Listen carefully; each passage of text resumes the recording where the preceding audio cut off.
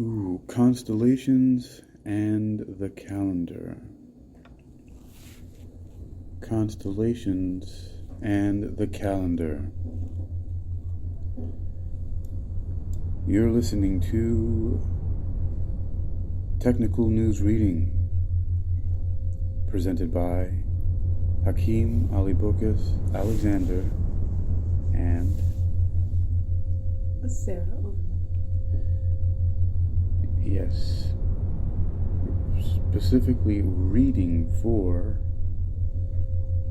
Uniquilibrium. And of course, that's in association with Uniquilibrium. This edition's reading focus, would you care to explain why we're exactly reading this one? Where did this come from?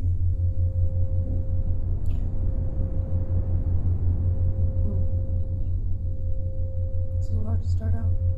We were looking for trouble. I came across it one day. It was just right.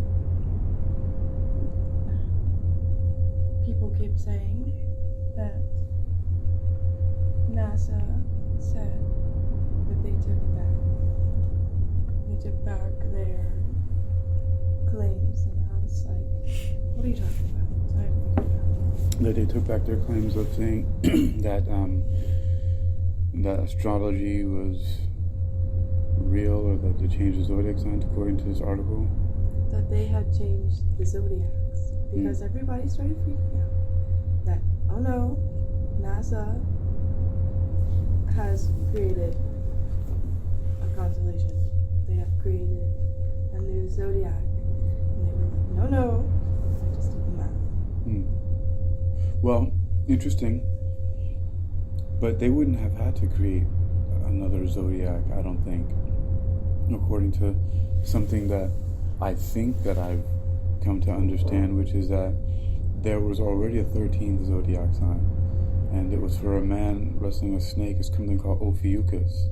And in fact, if you divide the year in by the lunar calendar of about 27 point something days, and we're just rounding up to 28 days, you get to fit 13 months that are each 28 days long. So, for example, I'm actually just going to go onto a calendar here, just so I can do it real time to see if I'm losing my mind or if I understood this correctly. Right? So here's utilities. So for example, there's supposed to be 52 weeks in a year, right? 12 months, right? 13 months, but if you break those into 13 months, so basically what I'm doing here is I'm saying in 1 month, there's 28 days, right? So there's 28 days, boom, boom. Now, how many months am I saying? I'm saying 13 months, so times 13. So 28 times 13 equals 364. How many days in a year? 365, right? So this pretty much rounds it up right here. If we go by the lunar calendar, that you have 13 months if every month has 28 days, like February. Because why are they so random? Who can then tell you that's really a month?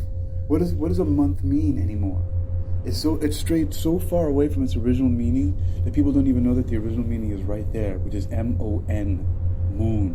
It's like Monday is Moon Day. Like December is The 10th. It's 10. Yeah, there's a whole... like how it actually starts not in April, is it? What starts in April? Around June. What starts in June? Around June? Oh yeah, I don't know. It's when harvest. No. Maybe it would be okay. Perhaps you figure that out. But I have another alternative theory. After you let me know what you're thinking. It was brought up to me.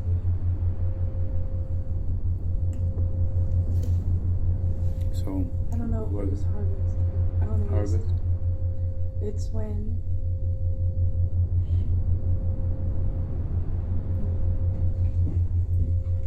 So what I was thinking is actually that that in relation to that, I was thinking that it might have something to do with if, for example, you could find. Yes, thank you. That you can find. Oh, good times. Hey, what is that? Oh, is that cream cheese? It is. Nice.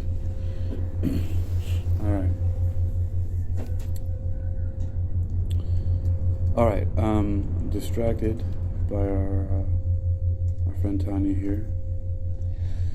There's some lots of delicious food on the table. Oh, did I just slur my words? With lots of delicious food on the table. No, it's really just coffee and chicken salad that I'm addicted to. I can't believe this place has combined the thing that I lived off for a while. It was chicken salad basically, or chicken and trail mix, and they just put it together. They have this chicken salad with walnuts and cranberries. I mean, that's trail mixy enough for me, and you got freaking chicken. that's chicken salad with cranberries and walnuts. All right. Oh, so this is the moon magic and mindfulness journey I was going to show you here. But look, so 13 months, so 13 times 28 lunar calendar. So I've driven us off that mark here, but I think now that I've looked at that, so you've seen the numbers, right? That if we go by 28 days, right, you can have an equal amount of 13 months. Now that could just be made up. That's just like, oh, well, anybody can do that, right? You can put 13 into the 365 days and get some number, right? Well, like, because if I wanted 15 months, right, I can go 365, divided by 15, and then I could make the days 24, right? The months 24 days if I wanted to say, hey, we could have 15 months. So anybody could just make that up if we wanted to. So it's nothing special, but I'm just showing that not only have people showed that, and that it just so happens to be the cycle of the moon, right? 28 days, right? And so many cultures have run on a lunar calendar, like China, right? That's why their New Year's, Xingnian Kuailai, their Xingnian is after the Western New Year, because they're following the lunar progression. And so, I mean, it has a different movement. You can have 13 months. One of them being called Ophiuchus, which is a dude wrestling a giant snake. However, I don't know that much about the lore behind that. I never really looked into it. It was just something I glossed over. But it seemed fun. Let's see. The story of the birth of Christ can be related to the stars and where they were placed. I think that's very possible and plausible, and even along the lines of something that I've looked at a lot. I think even people have, way before, it's called astrotheology. So, and I've only recently learned that just because I barely started to dabble in it. Well, years ago, there were some cool works by an author who wrote a book called Jesus, Last of the Pharaohs, and man, I don't know why I don't recall his name right now, but I read a couple of his books, but I really like the linguistic comparison and theories, and a lot of them, people criticize every time anybody does anything like that as it being some wild speculations and science fiction, and that's great, because it's a good bit of science fiction. It's a really good bit of science. If that's science fiction, that's the kind of science fiction I'm shooting for, right? To be able to just seamlessly weave, like, all of these characters in history to these things that are going, and just be like, boom, like right across the board. Like, for example, I did a couple of really cool decodings. One was with simply the word Area 51, and then another one with testosterone and estrogen, and there's been several other ones, but back to Genesis. I think that's the beginning of the year, and that's marked by Genesis, the gene of Isis, or estrogen, Esther, Easter, all that stuff. That's because of the Genesis, the beginning, and so that is 322. So March 21st, 22nd is that transition at the what was it called, the vernal equinox. We have the winter and the summer solstice, and we have the vernal and the autumnal equinox, something like that. I am not going to allow that to pass me right now. I want to look that up as well. What's that? Oh no, yeah, that one I know. I wasn't looking for, because I don't know what month his would be. Then that would probably be the opposite. Let me see. That would be an interesting thing to figure out. Okay, now you got me thinking about something. Okay. Well, first of all, because my brain took a trip. Let me see. I want to go. Oh yes. So what I am looking for is the so vernal equinox 2023. It says Monday, March 20th, 2023. So those numbers 322 still hold true in this case as a close approximation for where it is every year. Again, this is based on a solar calendar, whereas a lot of these original labels and a lot of original the original experience with this, the original calculations and or the organization of this was done on a lunar calendar. And look, as it's just a fortunate coincidence, it happens to fall on Monday or Moon Day, and look how it's abbreviated, just M-O-N, moon. This is the Moon Day, just like the day before it is Sunday, the day of the sun. It's so obvious, it's right there. Sunday, Moon Day. Okay? And then the other ones are named after gods and goddesses, which are planets essentially. Tia's Day, Woden's Day, which is Wednesday, Thor's Day, which is for Thursday, right? Frida's Day, his mother, Frida, and then Saturday, Saturn's Day. So the day of Saturn, Saturnalia. So, and Sunday again, so you have all these stars and planets.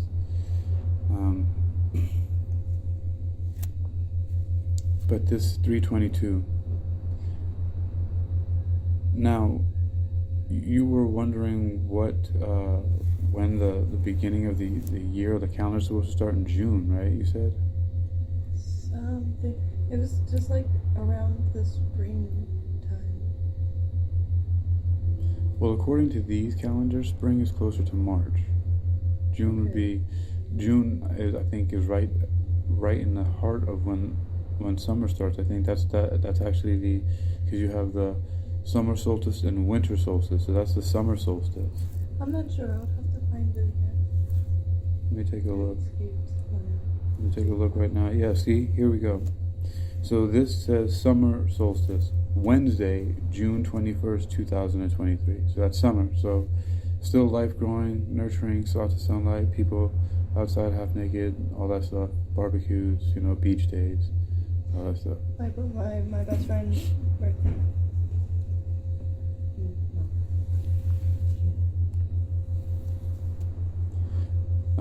So summer solstice. That's so that depends on what you consider the beginning of the year. Now it depends on a person, I guess. I mean, interpretations. Let's take a look. Is it January for you, or you feel like more so when March starts, when it's spring, or is it when things are in full swing in summertime in a climate like this, where it gets relatively warm? Or based on conception. Consumption. Conception. Oh, conception, yes. Like your tree sign. Tree sign? Celtic zodiac. Why do you call that a tree sign? Because it's your tree.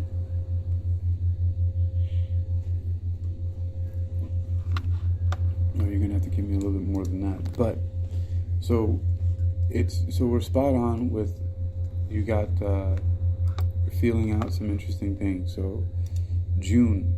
So we got some things I always want to keep in mind are the solstices and the equinox. And so these split up the year into 4 different seasons, basically. But this is I think it mostly applies to the northern, yes, it applies to the northern hemisphere. Would you like to know yours? My tree? Is that what you're asking me? About if I want to know my tree? Yeah. September 11th, right? Is it? Yeah, I did it. You are the vine. I knocked those buildings out. No, it's actually 9/17. But thank you for the 9/11. I'm gonna look it up in the codex. And yep. Okay. The equalizer. September 2nd to September 29th. Sorry about that. Vine is another shapeshifter of the Celtic astrology. This is due to the fact that people born under the sign are born within the autumnal equinox. Autumnal, yes.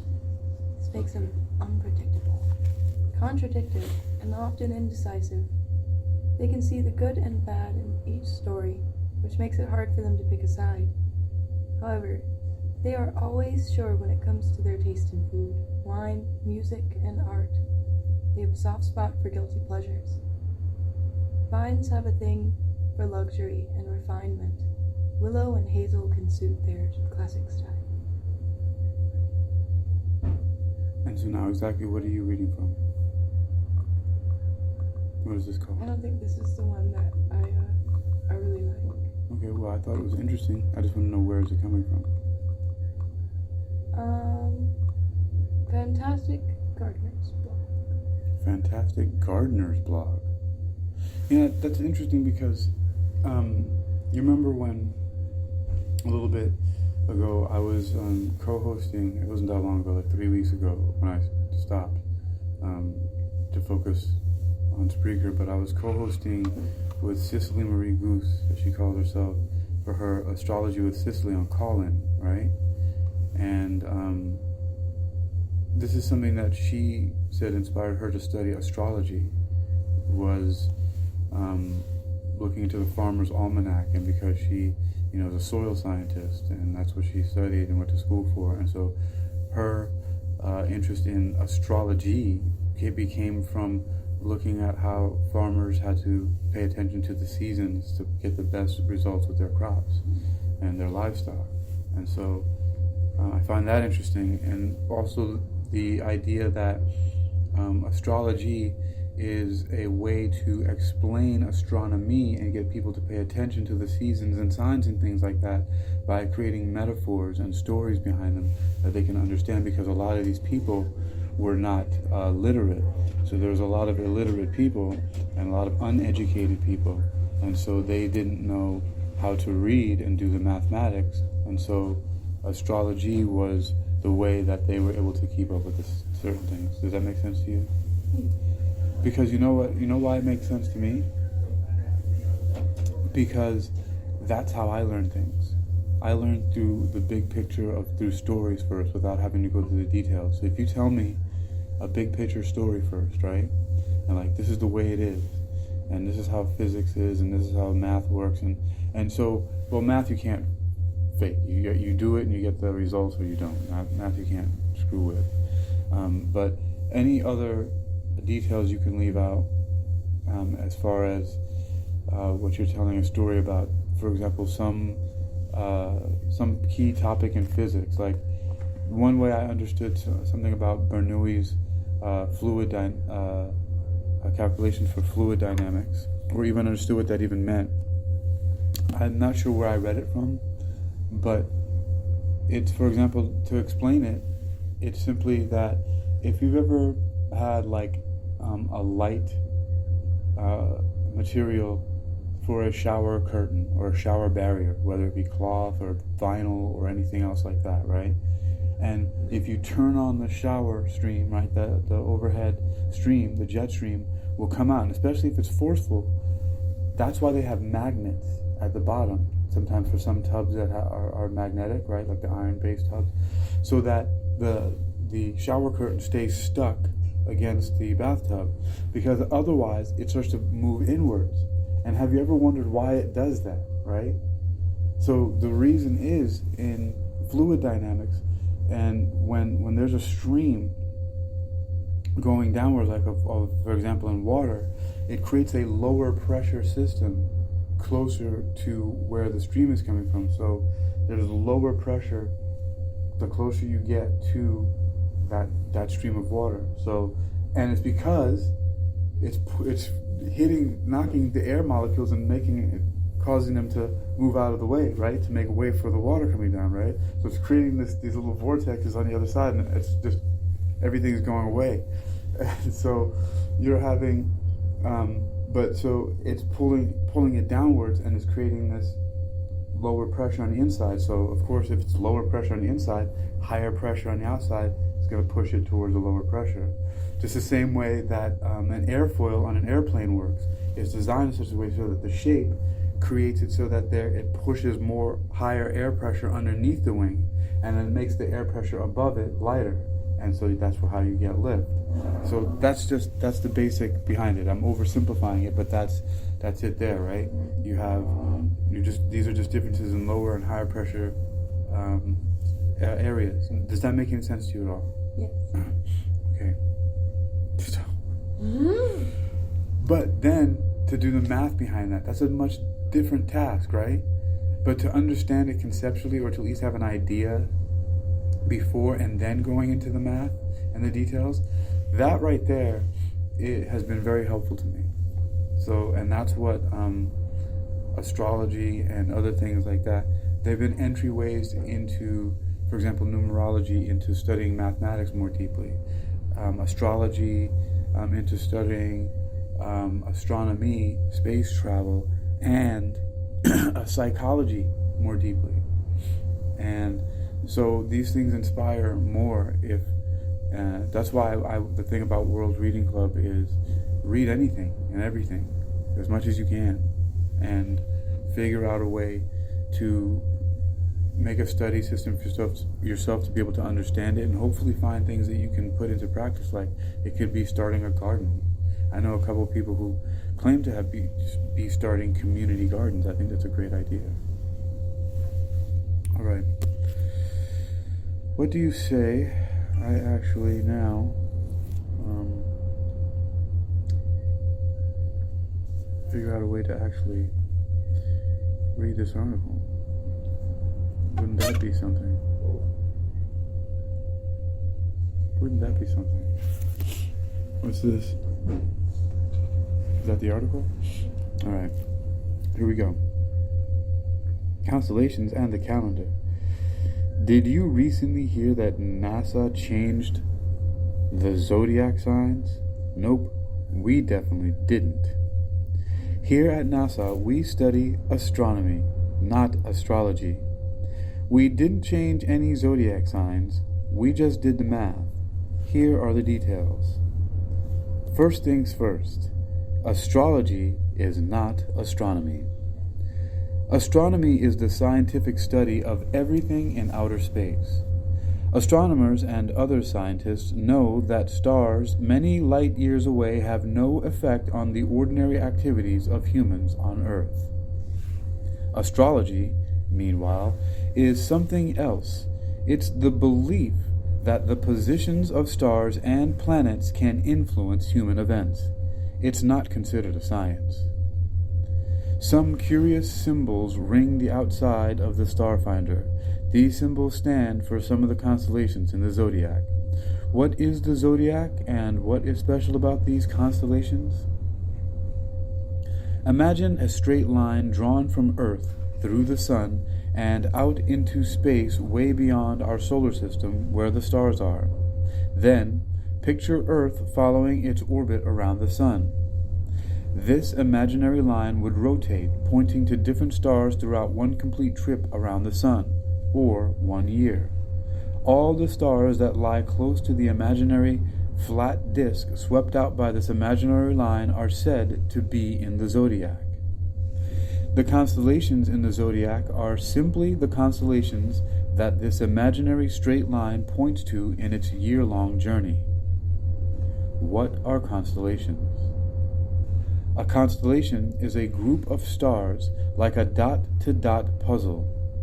If you join the dots, stars, that is, and use lots of imagination, the picture would look like an object, animal, or person.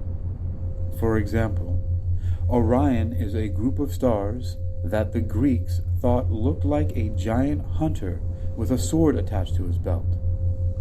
Other than making a pattern in Earth's sky, these stars may not be related at all. Even the closest star is almost unimaginably far away. Because they are so far away, the shapes and positions of the constellations in Earth's sky change very, very slowly. During one human lifetime, they change hardly at all.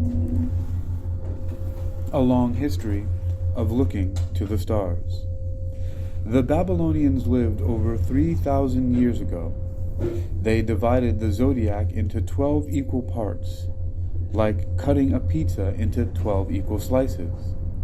They picked 12 constellations in the zodiac, one for each of the 12 slices. So, as Earth orbits the sun would appear to pass through each of the 12 parts of the zodiac. Since the Babylonians already had a 12-month calendar based on the phases of the moon, each month got a slice of the zodiac all to itself. But even according to the Babylonians' own ancient stories, there were 13 constellations in the zodiac, so they picked one, Ophiuchus, to leave out.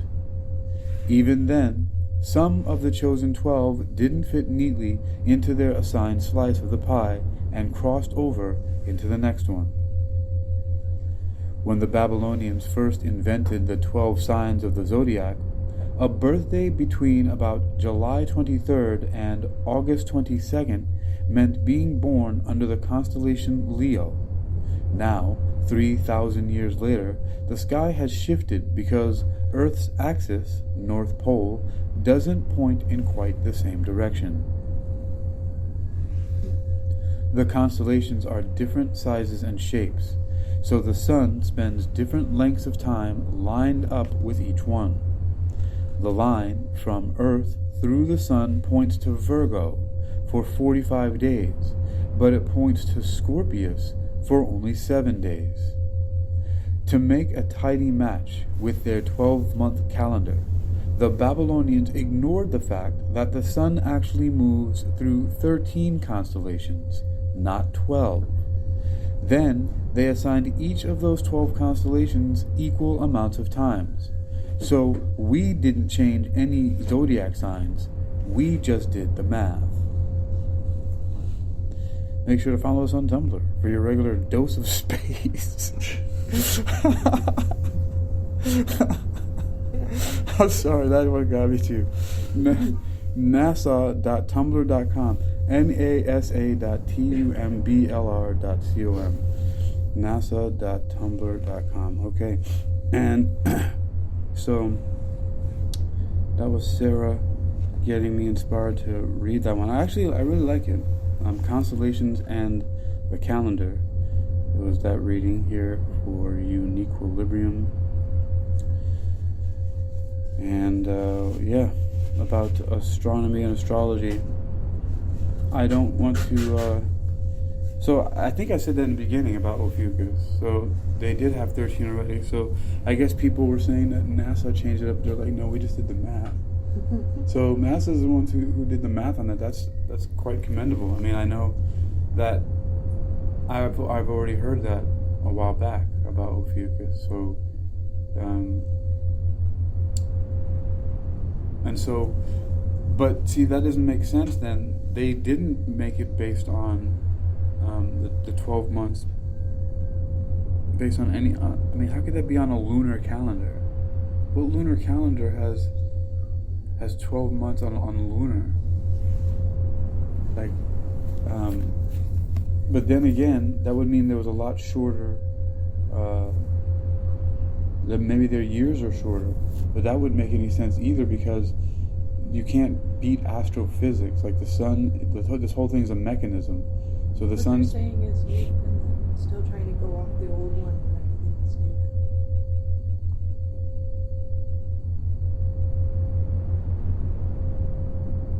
Well, isn't a full moon cycle 28 days or something?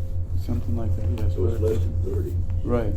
It's going to be off a little bit. You've got 30 or 31 except for one. Yeah.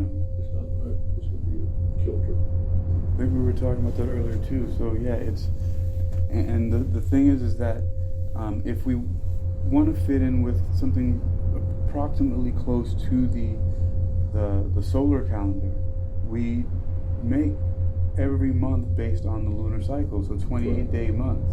And if you multiply 28 times 13, right, you get 364, which is really close to 365. Yeah. Right.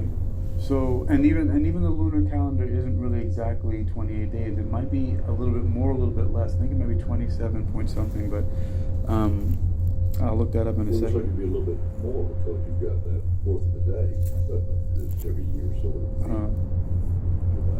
every 6 hours into, it'd be another half hour. Let's see. Moon phases. 28 days and a half hour. Moon phases. Moon in motion. While we're on NASA, I'm just going to go back to NASA again. Moon in motion. In our entire solar system, the only object that shines with its own light is the sun. That light always beams onto Earth and Moon from the direction of the sun, illuminating half of our planet in its orbit and reflecting off the surface of the Moon to create moonlight. Like Earth, the Moon has a day side and a night side, which changes as the Moon rotates. The sun always illuminates half of the Moon while the other half remains dark. But how much we are able to see of that illuminated half changes as the Moon travels through its orbit. Did you say the Moon rotates? Yes, but it's rotating in a locked position facing Earth. So its spin is exactly locked as it's spinning. We always see it. Yeah, it's interesting because that's what really drives me bananas about, like, how everything sleeps out. When you're thinking about a mechanism, right? Because I mean, how is, first of all, so there's just certain things like, okay, so the Moon is rotating on its axis in such a way that as the Earth is moving through space and also rotating on its axis, right, we're always... It's like two gears that are...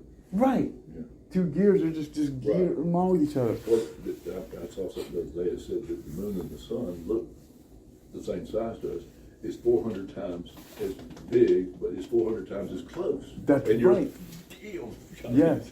You know. That was interesting because that was the next thing that I was going to bring up is exactly that, because it had to do with the Moon and the Sun. Yeah. Todd up here at VP. Yes. Yeah. We met him the other night. Todd at VP, the gas station next door. From the 11 window. at night to 7 in the morning, Monday through Friday. Yeah. He says, and I believe him, that he was recruited by the military. He says, I'm a psychopath. He said, I literally want to kill every person that comes in here. I said, he said, I've thought about repercussions, so I won't.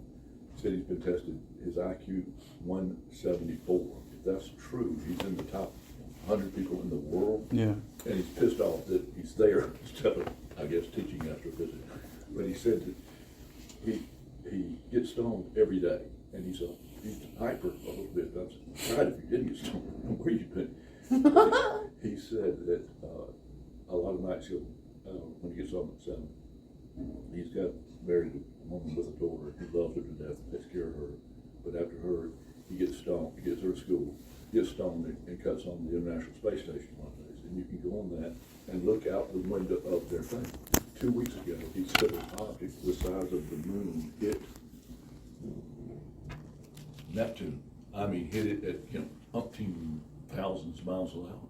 And he said when it cleared, it looked like the Apple logo think how big the gap would have to be to look like an apple that look on Neptune. I mean, it's huge. So it took 5 days for it to fill back in. We hadn't heard anything about it. A month before that, Jupiter's 12 moon, they have 11 and one fell into Jupiter, and you're like, what the hell? And he said that there's an asteroid belt, a big one, outside the Milky Way. How many thousands of light years? I don't know, but it's huge, and it wraps the Milky Way. He said if something big went through the Milky Way, I mean through this asteroid belt, and it's from golf ball to moon size to who knows how big these things are, it would be like a billiard ball. You'd have things go, and he said, I think that's what's happened. And it would happen thousands of years ago. Yeah. And we're getting the effects now because it takes that long. So it on its path into our solar system, it knocked a bunch of other stuff out of the way. And those go, and those are and flying. those hit other things. Yeah. Boom, Right. boom, boom, boom. It's like if you want to know where you were 6 months ago, look at yourself today. Yes. So there was a saying, and I think you reminded me of this. If you want to know where you'll be in 6 months, right? Examine your thinking today. If you want to recall where you were 6 months ago, look at your life today. Oh, but I think the word was right now. So if you want to know where you're going to be in 6 months, look at your life right now. If you want to know where you look back into what you were thinking 6 months ago, look at your life right now. Yeah, something like this. You do a journal, don't you? I mean, almost daily, for yourself. Yeah, yes, I do. Do you do it daily? I did a time or two, never was consistent, but sometimes I go back and read, go, who the hell wrote this? I mean, it would be so, yeah. And sometimes I was amazed at how good it was. You know, other times I was like, you're an idiot. But I've been in sales since 17 years old. I've been a top salesman in different areas. And there was always these motivational speakers. Go.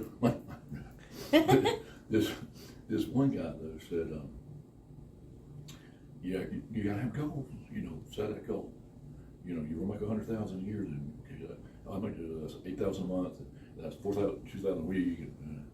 And this other guy that really hit me the most was he said, forget goals. He went, no, you don't forget goals. I've been here about goals. He said, get a vision.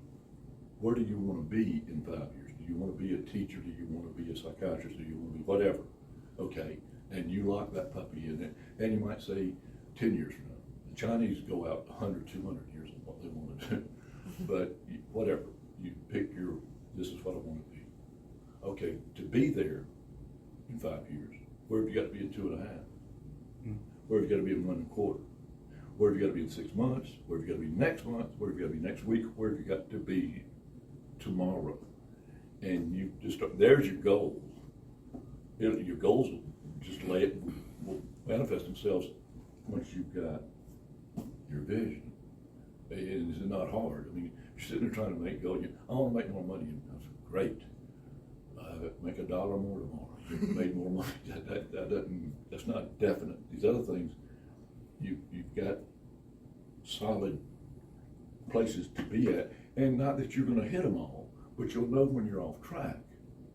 When an airplane leaves Virginia Beach to go to San Diego, in about 10 minutes, it's off track. You know, it's having to constantly, but it's got that's the vision, to be in San Diego, but it's got to continually move this way or that way because of the wind and whatever. If they just said it, I mean, the autopilot is adjusting for it. If they didn't set the autopilot, it's going straight, and you'll end up in friggin' Canada, you know, and you're like, what the hell, we're supposed to be in? Anyway, but this guy, he's up there with, I don't know about 174, he's probably about 172, 171. Yeah, I don't know about that. Well, wherever he is, he's reader. added like 20 or 30 IQ points through reading, you know, pretty much the world. Have you done anything on bipolar at any point? I've done a lot of reading about it, and I've been researching it for many years. I've known people who've been very close to me who were diagnosed with bipolar, and You know, unfortunately, I didn't do any good for them. Well, Well, not really, but it's a mixed bag. They've got to want I'm not to. satisfied with my results. No, it wasn't me trying to be their therapist or doctor. It's just being in somebody's life who's going through that. You have Sure. to be of a certain mindset to be able to be as gentle and understanding. Right. You have to be very understanding, because you can claim to love somebody, but if you don't have understanding for the fact that even though certain things may seem some way on the surface, there's something going on back within, and that when you look at the overall picture, because a lot of people get too frustrated with people's behaviors, and you know, for the most part, if somebody's not... Anyway, let me skip to the chase here, is that the main thing is that it takes a lot of very conscious and aware effort and being very present at the moment. And it's not something to be taken lightly. No. And but these people also have some amazing gifts. Oh yeah. Well, they look. I was diagnosed at 30. That probably hit me looking back in my 20s. One thing you don't want to be if you come forward is a stockbroker. I'm a stockbroker. Marty's going on. Marty's going down. No. I've read about one guy that was rocking and he's making a bunch of money, and he went to the bank and took out, you know, he was worth several million, took out like 500,000, went to his 24th floor, opened the window, started throwing out $100 bills to everybody, and people were like, man, this is great. I like manic people. But there's 3 levels. There's bipolar 1, which is major swings, and yeah, every guy I've read 4 or 5 books, that, you know, each doctor or each writer has got their own scale, 1 to 100. You're a 67. You know, let's keep it simple. It's 0 plus 10 minus 10. Okay, that's 0 is just everybody's 0. Most people aren't 0. Everybody that goes through manic depression, you know, the day that you had a child, the day that he said, let's get married, very great, you know, and it's like cocaine for a day or two, and then it wears off a little bit. And then my sister's daughter-in-law had a baby stillborn. You're maybe not a 10 negative, but you're like, you know, for several days you're depressed. The problem with bipolar is you move up or down and you lock the chemical imbalance. You lock. Some people cycle 24 to 48 hours. Some people is 2 or 3, 4 months up, 2 or 3, 4 months down, and in the middle, and 2 or 3 months where you're in the middle and everything's cool. That was where I was. And I tended to have very little really downtime. It was either up or normal or a tiny bit. Plus, when you're way up, you're thinking at 1,000 miles an hour, and you get pissed at the people you're talking to because they can't stay up with you, and you're going, let's go to the next thing, and you're like, fuck, we're still back 2 subjects. Like, no, we got a lot to cover, and we ain't got so much time. And you're going, And so you finally say, I'm out of here. Have a great fucking day. Go talk to that tree, you know. And but I never was 1. I was 2, and I never got to 10. At 10, you know, the way my scale. Okay, the idea if everybody in the world was a +2, we would get a shitload of stuff done because you know, something bad happens. Smart if it does bad. If you're 0, crap happens during the day, and you drop to a -1, -2. Something else happens.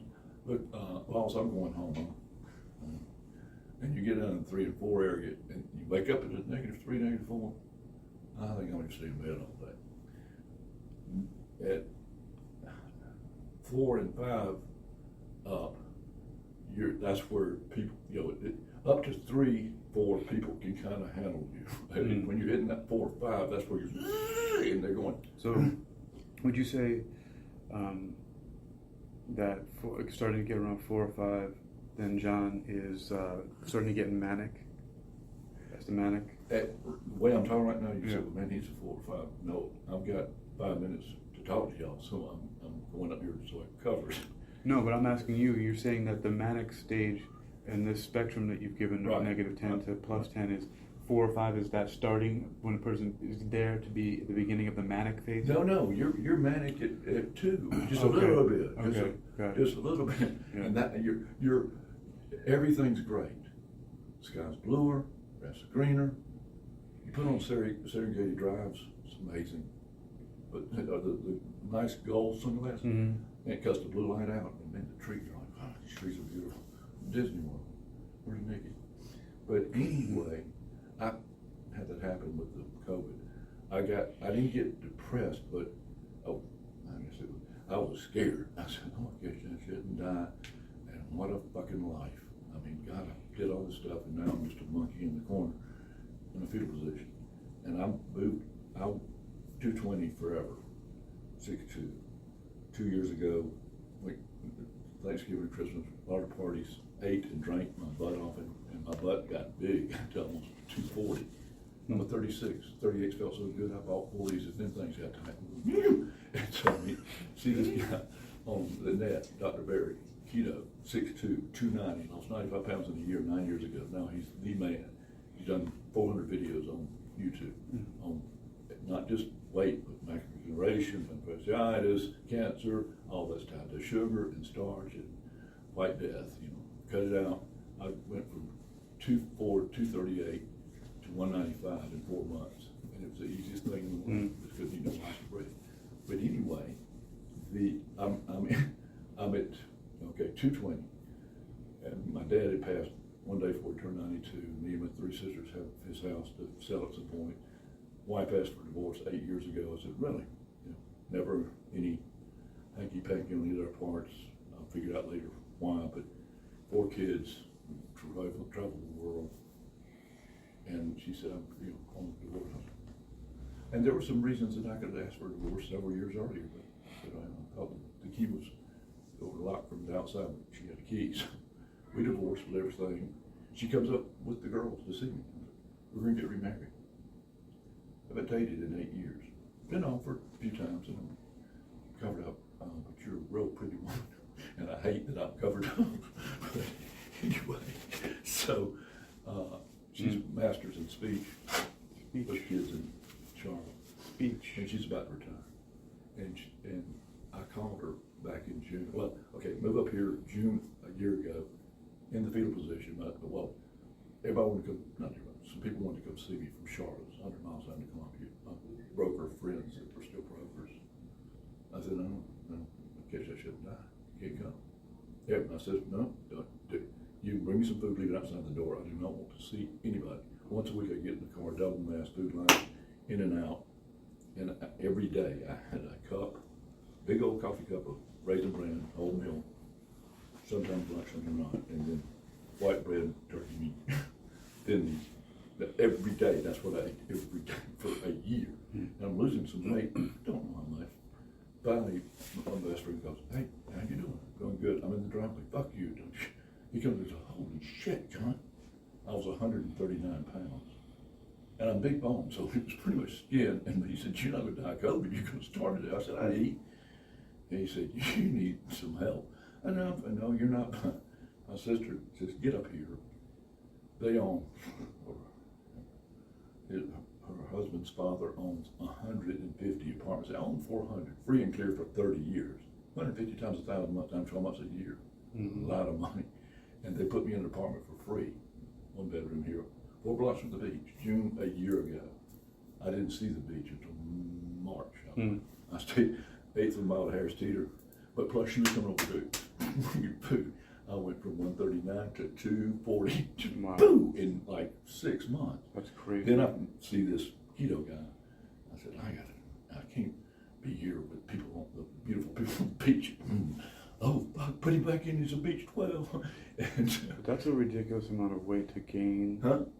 That's a lot of weight to put on so quickly. Oh God! And then take it I off. wasn't doing anything. I wasn't working out. I was just eating. Yeah. I was doing the opposite. Major. And I was eating down there. But anyway, did this, dropped the weight.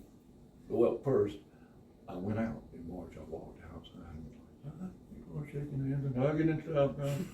Disney World, and I'm on the boardwalk, and I'm looking for Mickey and Minnie. You know who I saw? goofy shit like that. They're all over the place on the. I mean, there's some weird, not a lot, but the ones that are, I don't know if they're in manic depression, but they're a 10 at whatever they are. But anyway, I'm sorry. Where is this location again? I missed. Boardwalk. Oh, the board. Okay. Yeah. And not just the boardwalk, you'll see elsewhere. Well, and then I get here and my hair's not right because I usually have it about this long. I rode by there for at least 6 months straight, 20 miles. I would leave from Red Mill and go up General Booth Boulevard until it turned into. And Princess Anne. No, I would, going towards the beach, so I'd go over the bridge and then it would turn into like Drive. Atlantic. And I'd get on, and then eventually to Shore Drive. Right. So I'd just go 20 miles Right. to get to this place called the Green Parrot, and then I would ride back. So I would see a lot of that because, the beach has the boardwalk has the ocean front has a bike path. So, yeah, I love the ride. I just haven't been there since I left the job. Well, in bipolar, there's bipolar 1, bipolar 2, and not bipolar 3. No, there's no bipolar. But they have one called Yeah, another schizoaffective disorder.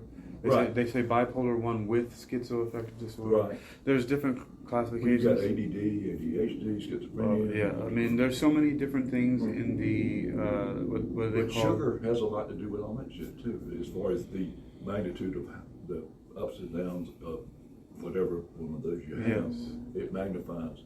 Well, Dr. John Kappas, who founded the Hypnosis Motivation Institute in Tarzana, California, he, many years ago, in his professional hypnotism manual, wrote about hypoglycemia, or low blood sugar, and how many of the signs and symptoms of low blood sugar present themselves as more serious psychiatric diseases that psychiatrists claim to be treating with the medication. And so you can have sensations anywhere from bugs crawling on your skin to seeing things to feeling jittery to having panic attacks to all number of things because of having low blood sugar. And so, yeah. Yeah, is that triggering you over there? Triggering me, but wait. But the low blood sugar and things crawling on your skin and just how it makes you feel panic attacks, things like this. There was an amount of time where I was just like, I just stopped liking sugar and I just stopped eating it. And I thought it was my medicine that was doing that to me. So I was like, my medicine's doing this new stuff. I feel like I can't stop feeling these weird sensations. Well, my bias tells me don't discount that. Medication can do that stuff. So. But mentally, psychologically, in the days and weeks when you quit sugar, did your thinking patterns change? And it was like, it was like I was a stream, but without anything around it. the banks weren't holding you in or something. Yeah. But I was still able to like flow like a stream. Just free flowing. And What were you taking pills for? ADHD.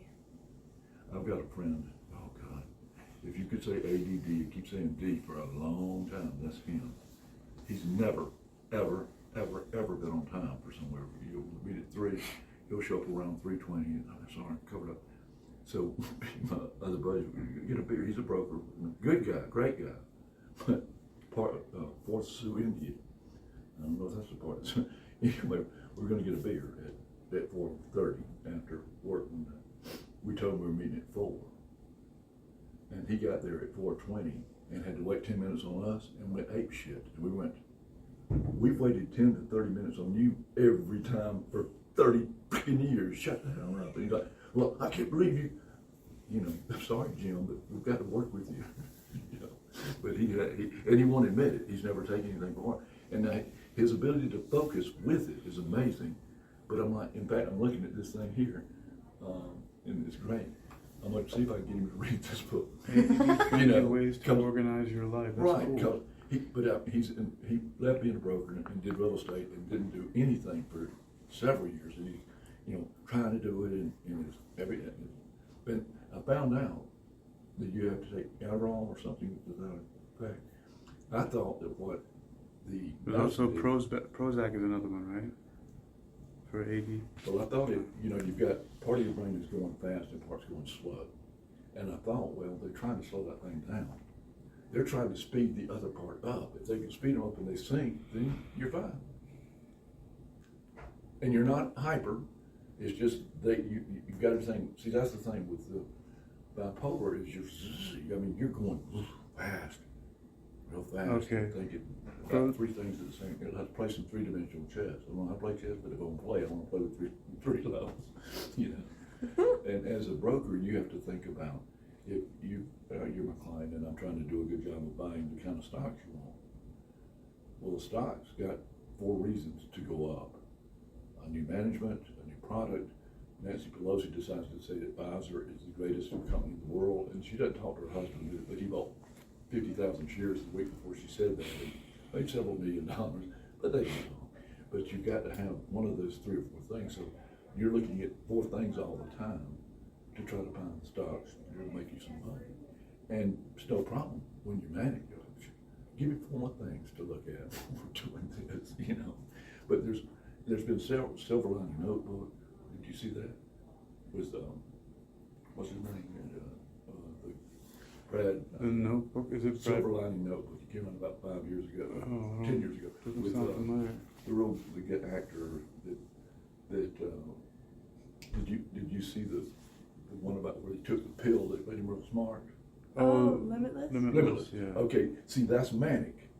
When you're manic, and not say manic, I'm real, but you're able to think about a bunch of It's called Silver Linings Playbook. Playbook, that's it. With him and After losing his wife and spending time in a mental institution, Pat Solitano, Bradley Cooper, winds up living with his parents, Robert De Niro and Jackie Weaver. Okay, so it's got one of those classic all-star casts, Bradley Cooper, but Robert De Niro. the girl. I don't know who Jackie Weaver is, but The girl is one of the top actresses now. What's her name? That played in the Hunger Games. Oh, yes. Yeah, she's his girlfriend, kind of, and Oh. she's bipolar. They're bouncing off each other. But another good one, it was 30 years ago, Robert with, the heartthrob. Richard Gere. He plays. Jennifer Lawrence is her name. Jennifer. Richard Gere is called Mr. Jones. Chris Tucker's in there. Yeah, Julia Stiles. Sorry. I watched that movie, and it was funny because there were certain things he did. I'd say, "Oh, I'd do that," when I was up. And there were certain things I never went that far. He opens with he's on a construction site with guys, and they're on the 3rd level of I think it's a house or either a commercial building, and it's lunch, and they're sitting up, on the 3rd, 30, 40 feet off the ground, and there's a 6-inch header beam going out past the roof 10 feet, and I guess they're going to saw it off or add up something. Well, he says, "What the hell?" He sat and walks to the end of it, and I went, "Ooh," and spins around and walks back, and he said, "It needed doing." But then he goes to a bank. He had a couple $1,000 saved. Nice looking teller. He said, "Hey, Shug, let me get that money." What? All of it, $2,400. And he said, "There's a really good, not opera, but just Orchestra. band. The orchestra? There's an unbelievable orchestra tonight." And he peels off $400 and said, "Buy yourself a dress, we're going." And she's like, "Fuck." And she's enamored, so he picks her up, and they go. And they're late, of course, because he's covered up. They get there 10 minutes, 20 minutes into the thing. As they walk in, the music just overwhelms him, and he sits her down and walks up front and takes the conductor, moves him off, and says, "I'll take that." And he starts conducting, and I'm going, "No, I wouldn't have done that." But there were certain things he did that I said, "I'd do that." Wouldn't have done. But he was. I said bipolar 1. That's where you're frequency. And when you're up, you don't lie to people. You speak the truth as you know it. Now, it might be a lie, but you believe it totally. And if you argue with me, I'll bury you. I will bury you. And I did that to my wife a few times. I mean, when she'd get in an argument with me, not a good idea. Now, I'm not saying that I was Mr. Right on all my arguments, but in my mind I was. And I never physically said, "I am right," but I would verbally just, and her and other people. And finally, I realized that if we're talking and you say something and I say that we don't agree on, let's change the subject. I'm probably not going to change your mind. You're sure as hell not going to change mine, so we're wasting time if we get sit there and go, rant, rant, rant, rant, rant.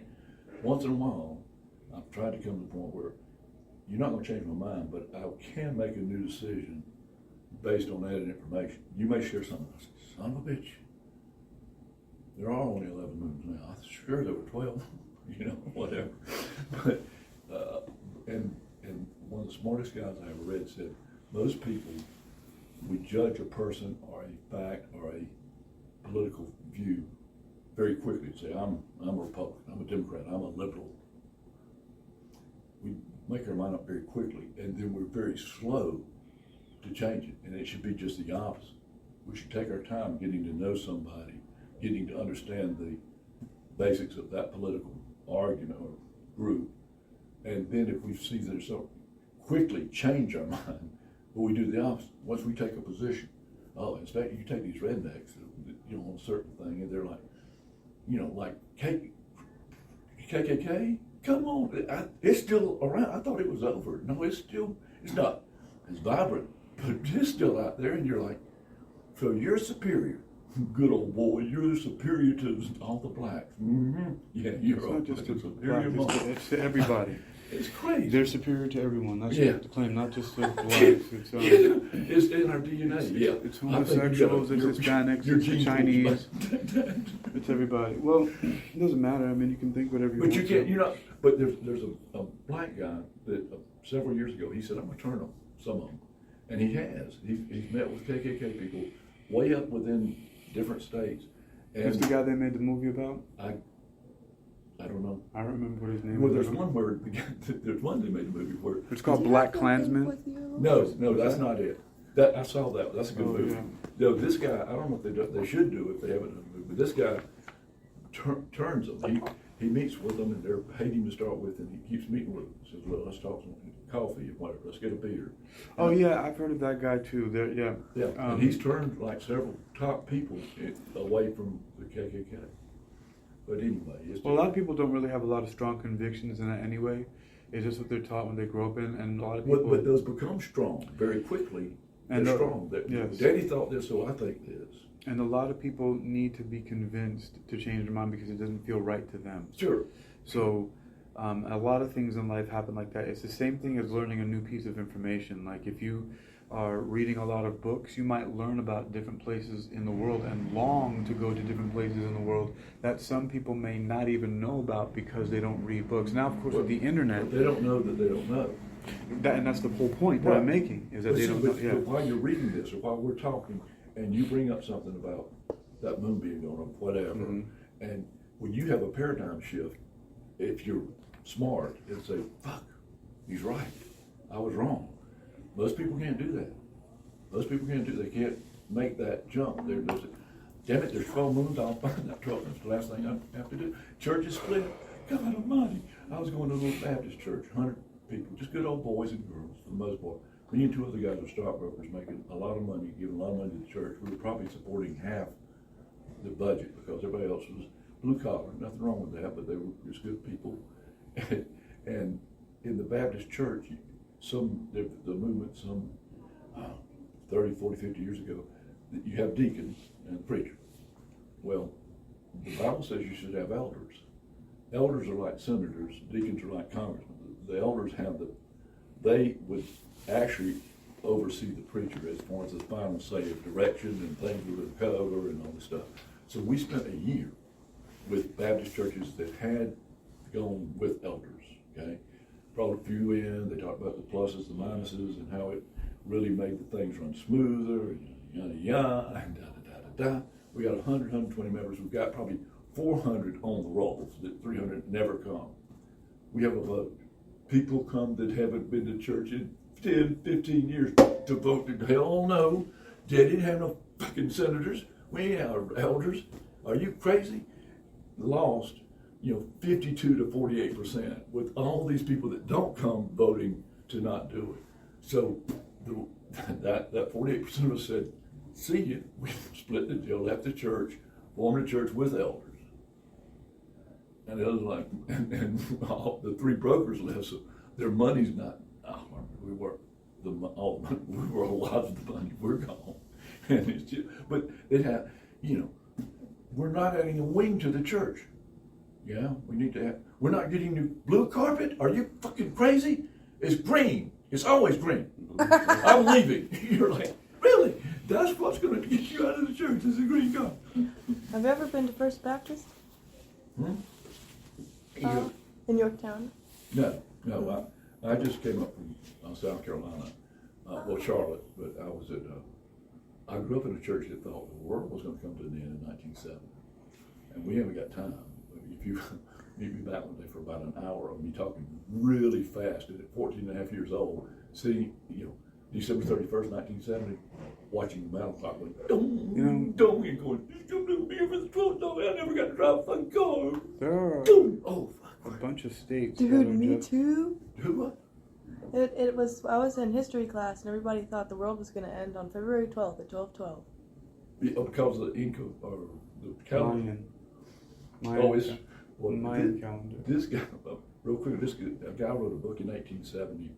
He was very articulate, calling him, but he was white. And in upper South Carolina or North Carolina, got a bunch of, not, smart farmers, but they're smart about farming. They're not just great speakers. Farmers. This guy comes along and tells them, says, look, there's mentioned 3 angels in the Bible. And God has told me that Martin Luther was the first angel in the 1500s.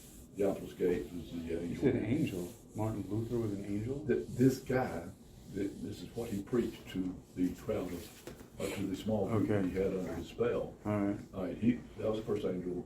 The Opulus Gates comes along in 1810. It's the second. He wrote a book or two. And then Bull, Mr. Bull writes a key to the Bible. And he says, and God's told me I'm the 3rd angel. And unless you follow me, you're going to hell. Now, there was no money involved. They had a church. The preachers weren't paid. Once a year they take up money to pay for electricity and stuff. But it was not like a money thing, which you have with a lot of the Southern model churches. But in the book, he said, 1870, so there's people living now. God's told me, there's people breathing the breath of life that will be alive when Christ comes back. Well, in 1870, the average age that people died in this country was about 60. So you take 1870 plus 60 years, 1930. 1929, the market crashes, major depression. We get a lot of new members. The world's going to end in 1930. It doesn't. But by then, health had gotten better. The average age was 75. So you take 1870, 75, that's 1945, World War II. The world is coming to a freaking end, and we get more members. And we end up having 5 or 6 churches there in Lower North Carolina or something. And then it didn't happen. We didn't end. But by 1945, nobody lives hardly past 100. 1870 plus 100, 1970. That's when it's going to end. It's going to end. My dad was a lieutenant colonel in the Army. He taught, my mother's father was a preacher in the church. And it started out as just a few families, and then we got others that added with the war and the depression. But it was probably 800-900 people total. And each church had an elder, and you had a senior elder, and you might have a junior elder. Elders being the preachers at each church. And if you'd have come and sat in the back, you'd have thought it was an old Baptist church, because they'd go up there. The Lord has led me to read from John chapter 3, verses 1 through 20 today. They'd read a verse, comment on it, comment on it. God like preacher. And then, but sometime during the sermon, they go, by the way, everybody else is going to hell. Fuck them. Unless they follow us, and you're like, okay, got it. I'm hearing this from 0 to 14, 15, and until sorry to tell you, unless you come join the True Light Church of Christ, you're done. You're gonna burn. So that's awesome. At 15, it doesn't happen. But I'm telling you, that night, trauma? It's like, I mean, you sitting there, your ass is tight. The damn thing's ringing. And it's December, you know, it didn't happen. January, it's December 31st, 1970. This is it. And we're, you know, 100 of us are in the preacher's house who's an asshole. He's 5'8", he got a Napoleonic complex. And so he's sitting there, and that 12th dong, and we're like, and he pulls his fucking pocket watch out and says, "Let's go have 2 minutes." And you go, "Motherfucker!" You tighten back up for the ascension. And so I went with Dixie as a 15-year-old to drive.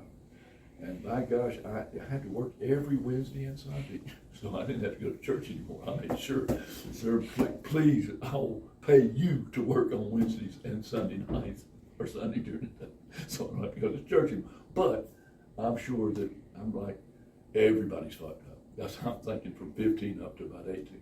Then I go sell a bookstore to door in Mississippi. And I come out of some houses and I go, if anybody's going to heaven, that family is. And it wasn't because it was just their aura, their, you're like, man, they seem to have shit together in a way that I can't imagine. Right. So that started eating at me. And then I joined the church. But even then, I was quite involved. And now that's a really unique experience to have, of being told that and believing that, and then thinking that this is going to happen, and you're counting down to some completely transcendental event, and then it just doesn't happen like that. That's got to be both horrifying and then disappointing, and then depressing. I mean, should you be excited then, or should you be depressed? You know, or even disappointing is the word I was looking at too. Like you're right. You're terrified and then you're disappointed. Yeah, but you ain't disappointed. You don't want to go yet. You got life to live. You know, you got those signs. But are you still on medication, or you eased on for? I stopped when I was 17. I started spitting it out. And so, what has been how old are you? Turning 22 in April. I thought you got a noble soul though. I was thinking you were in your late 20s. And you don't look like you're in your late 20s, but you act like you're maybe 90, 95. my mother-in-law, before divorce, died at 102, raking the yard at 100. Skinny little, couldn't hear nothing unless you were talking about it. And she could hear you. She could hear you. You could, Daddy's, what? But the rest of the time she ain't heard nothing. She's like Sonic ear, that thing. I'm gonna go hear me. It's an activation. Her name turns it on, right? Yeah. Or one of those motion cameras. The Alzheimer's in that movie, The Notebook, with Ryan Gosling and what's her name, and the woman has Alzheimer's big time, but she can play the piano. You said, oh well, that's interesting because I knew somebody who severe bipolar 1 with schizoaffective disorder would come off the would come off the medication and have to be hospitalized for weeks, sometimes a month at a time. But bring her violin, and she's the top, highest level, and just focused on that, not doing anything else, not being scared of like whatever cyanide is in this and that, and whoever's in the CIA doing this and that, But that's what she's thinking when she's off in her. Right, and so I've seen that. What you're saying is that this was a friend of yours? Yes. Huh. Well, see, you've got that element all of these different things in schizophrenia, bipolar, multiple personality. I've got this black eye last week. A guy that lived with me in the fort for 2 months. If he's not multiple personalities, that I've never seen it before. I hadn't read that. I've studied a lot on bipolar. But sometimes he's 12. Sometimes he's a coding expert. You can go deep into code. Sometimes he's a rapper and has cut 2 albums and traveled the world. And if he hasn't, the guy's attention to detail in his stories is phenomenal. It's like I think he was. And then sometimes he's a thief. And when he's a thief, and he steals one thing. First thing he took from me was a hatchet, about a $40 hatchet from the fort. I've got a fort behind those it was some homeless people built it, and me and another guy are building it up and fixing it and going to give it to a Boy Scout troop this summer. The fathers agreed because we can't find every piece of screw and a piece of glass. Somebody could get hurt. We were going to put in a catapult to launch you out to them. We said, fuck, they killed themselves. Is there a lake over there or something? Huh? Is there a lake over there or something? Oh yeah, no, yeah. And the water's up after this rain. But yeah, that's nice. And there's fish and there's friggin' I think I saw a pterodactyl. I mean, at night you can hear the wings. Oh, is it the stingrays? No, it's the heron. Oh, heron. Okay. I mean, they got a wingspan. They're pretty 4 big. or 5 feet. Yeah. And you can hear when they flap it. And owls too. And I saw an owl one night. I heard Now, it. some owls, did you know? I just saw a video that they attempted to measure the decibels. They let other birds fly and it registers a lot of sound, but owls' flight is the most silent. Bat. No, but their flight, you Oh, can't God, hear their no. wings They've got flapping. extra feathers, and yeah, you can't hear them. I Yeah. mean, they've got extra feathers on there, and it's like a silencer when they're coming in, so they can. That mouse never sees them coming. I mean, it boom. That's definitely a predator And friggin' thing. their legs are like this long. They've got legs up to here, Yeah. and there's all these feathers.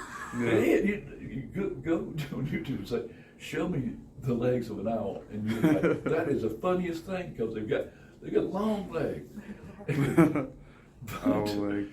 But man, but listen, I hear who, and I'm saying what, and my eyes are adjusted as best they can to the dark, but I kind of half see, and I turn and he's as close as I am to you, and I'm like, "Oh." And he said, "Who?" I said, "Me." That's who. But then he took off, or she, or whatever. Me. You know, it's funny. I've seen these before, but I've just never really paid attention to it. Are you looking at his legs? Look at them legs. Look at them legs. legs. Now that I can see, there's a picture of like a demon in the Diabolica, it's the Dictionary Infernal, the Infernal Dictionary, that has all these different drawings of demons, and there's one that's exactly like this.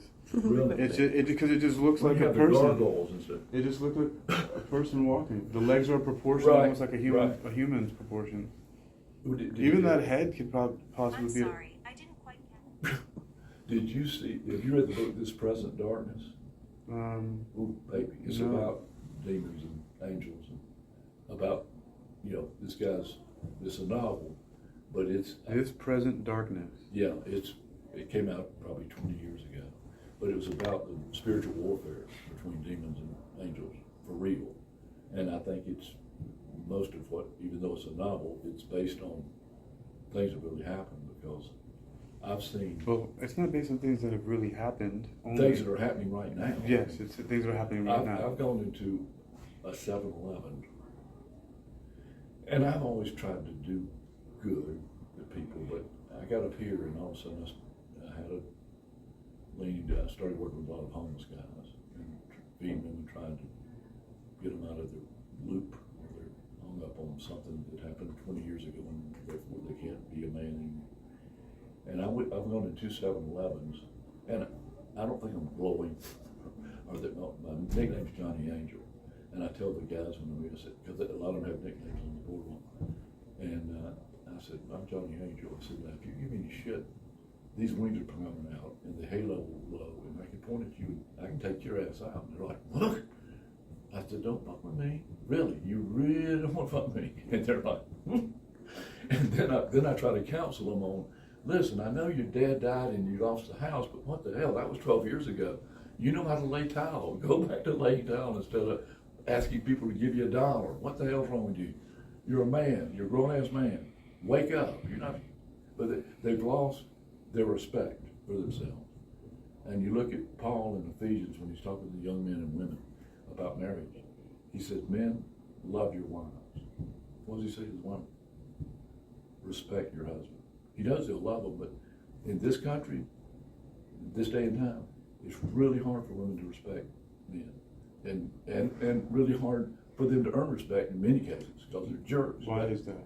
Because not the why is there jerks. The other side, why is it difficult for women to respect because they men? think if they do that they're going to be taken advantage of, and they Yeah. won't. If they show the least bit of respect to their husband, he'll lift them on a pedestal and say, "You are a goddess," but they're scared to do it. I mean, that's what I've seen. That's interesting. There's I find it fascinating that someone would hesitate to promote a woman to goddess status. If you and I, as men, if we get along, we respect each other. Mhm. If I don't show you respect, you can say, "Get the hell out of it." We don't need to talk anymore.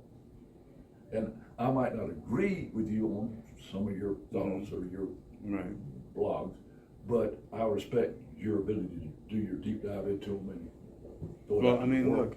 look, we have examples of this. Like once I was sitting out there and you said about the numerology and the different divination tools. You said, isn't that going a little bit towards Satanism? And I was like, and I just went in. I was like, no. Da, da, da, da, da, da. And then you were like, okay, never mind, whatever. I said, we know what we're talking about anymore. You're not going to convince me. I'm not going to convince you. So we'll go to another subject. Yeah. Pluto. Let's talk. Damn, not a planet. Son of a bitch is a rock. Or like, John. It was 9 planets and now it's just 8.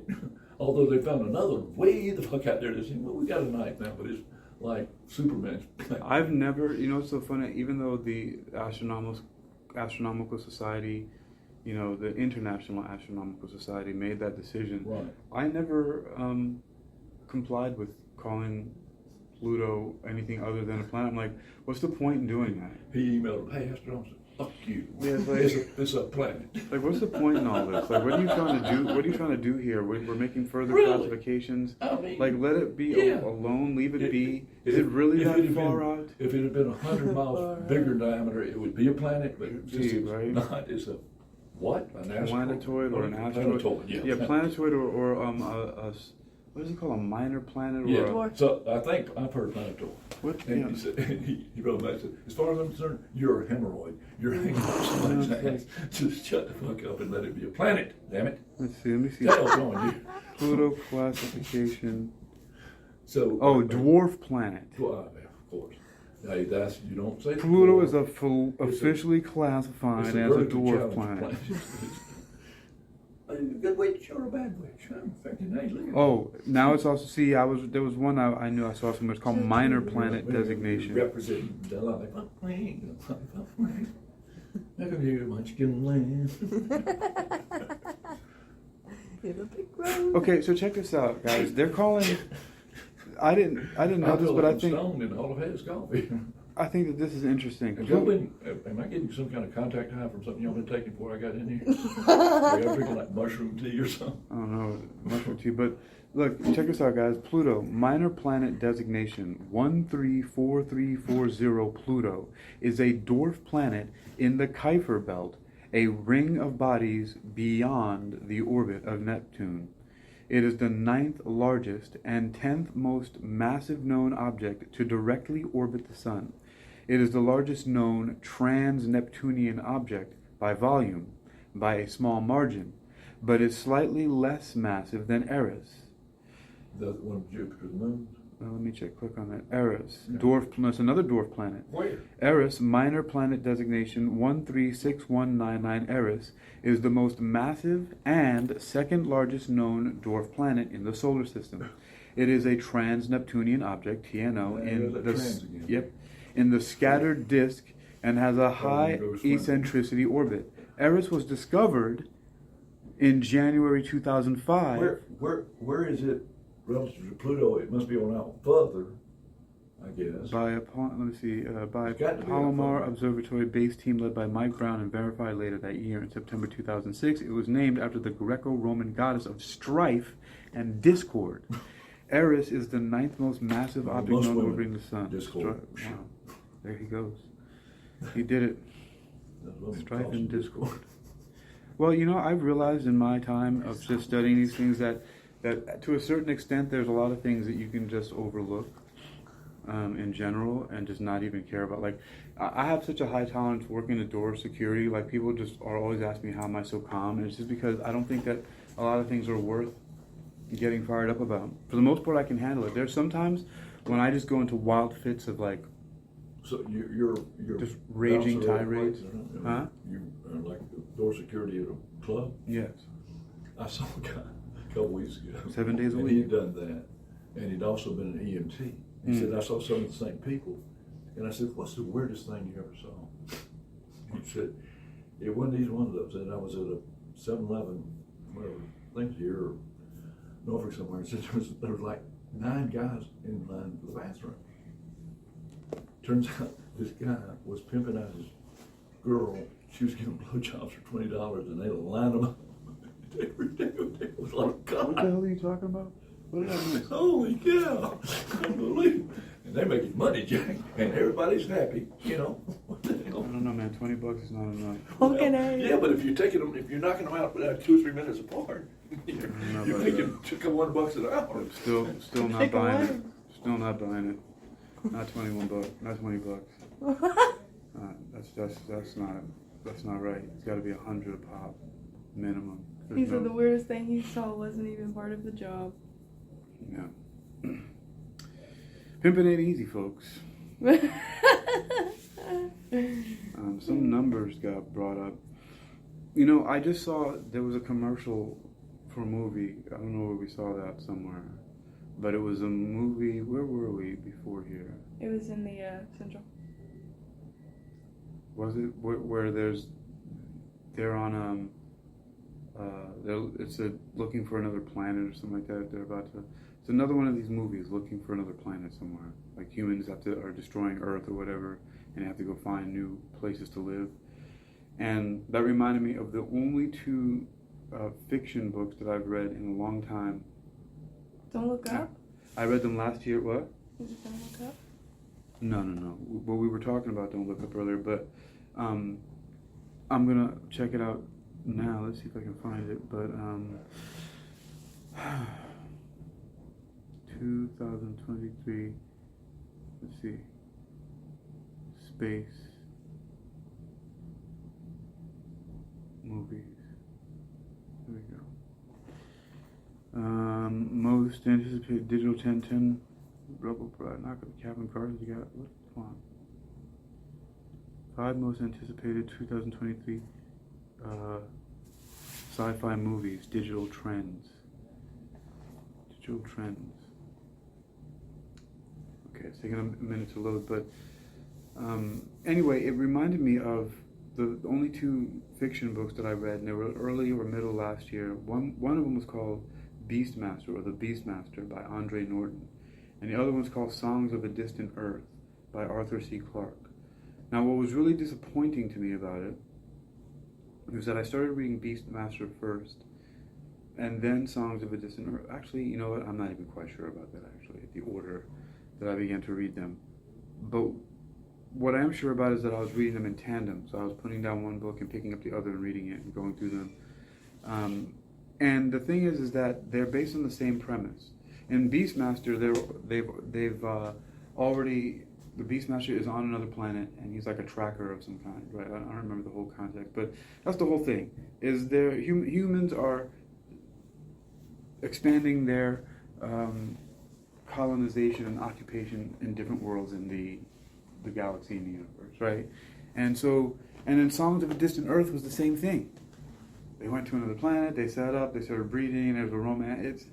It was just like, when is this going to end? Like, how many times are movies going to be made about human beings having to leave planet Earth and go out to explore other planets at the beginning of it? Like, we've already been way past that in Star Trek, right? In Star Trek, it's an intergalactic federation, right? And they're warp driving and stuff like that, and everybody's cool with everybody, like, oh, aliens, whatever. Star Wars too, right? Intergalactic Federation. Do you see people of all sizes? It doesn't matter what they look like. They go like hammerhead sharks, or like jellyfish, right? Or a whale on 2 legs. You know what I mean? It doesn't matter, and everybody's cool with it because we're in intergalactic civilizations. What is all this stuff now? I mean, Beastmaster was 1959. Songs of a Distant Earth by Arthur C. Clarke is 1986, and now still in the recent movies that have come out in the last few years, we still have movies about the same thing. Like there was a movie with Jennifer Lawrence that we spoke of earlier, who was on a ship, and I forget who the guy was, but he woke her up. right? Because he thought she was beautiful and he wanted to be with her. Then he finally told her, and she's like, I can't believe you basically killed me, right? Because he woke her up and he just kind of pretended like, oh, well, look, it's just the two of us, you know. So we might as well make the best of it, fall in love and date and all this with that. And then she finds out that he actually woke her up intentionally, where before she thought it was a malfunction of the system, because his malfunctioned. And so then he made it seem as if hers malfunctioned also because he had some obsession for her. That gave me Fallout vibes. The movie, that movie. Fallout. I don't think I've seen it. Video game. Oh, video game, okay. Well, so that's the premise of that. But we still have the same theme running over and over again. And I wonder about that. So anyway, it's an interesting theme, I guess. I mean, people are playing it out in different ways. The movies are decent. I mean, the book, Songs of a Distant Earth, I read through it. It had a cool story. But I just think that, why so much of this premise of us having to leave Earth to occupy different places and that whole journey there and all that? I guess they want to let us know how much it's gonna fucking suck, right? Like traveling from one planet to another.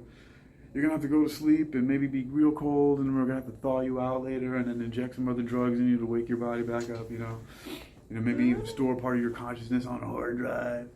It's like a little way to be able to make a blueprint before it actually happens.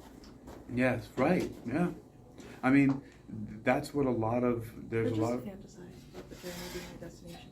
Well, see, in this, I don't think they call it fantasizing, right? Because they want to, in science, they talk about what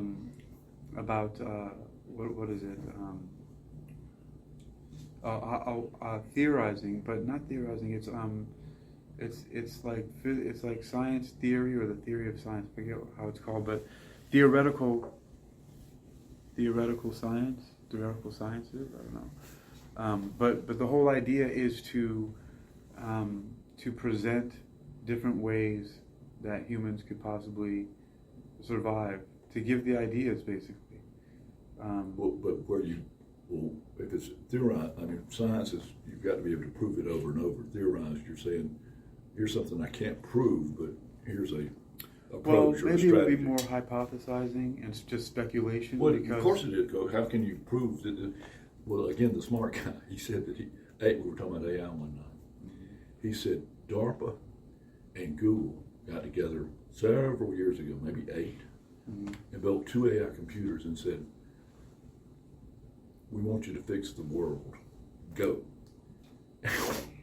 Well, within minutes, both of them said, okay, we got to get rid of the human race. Fuck that. They're fucking the place up. So we take them out.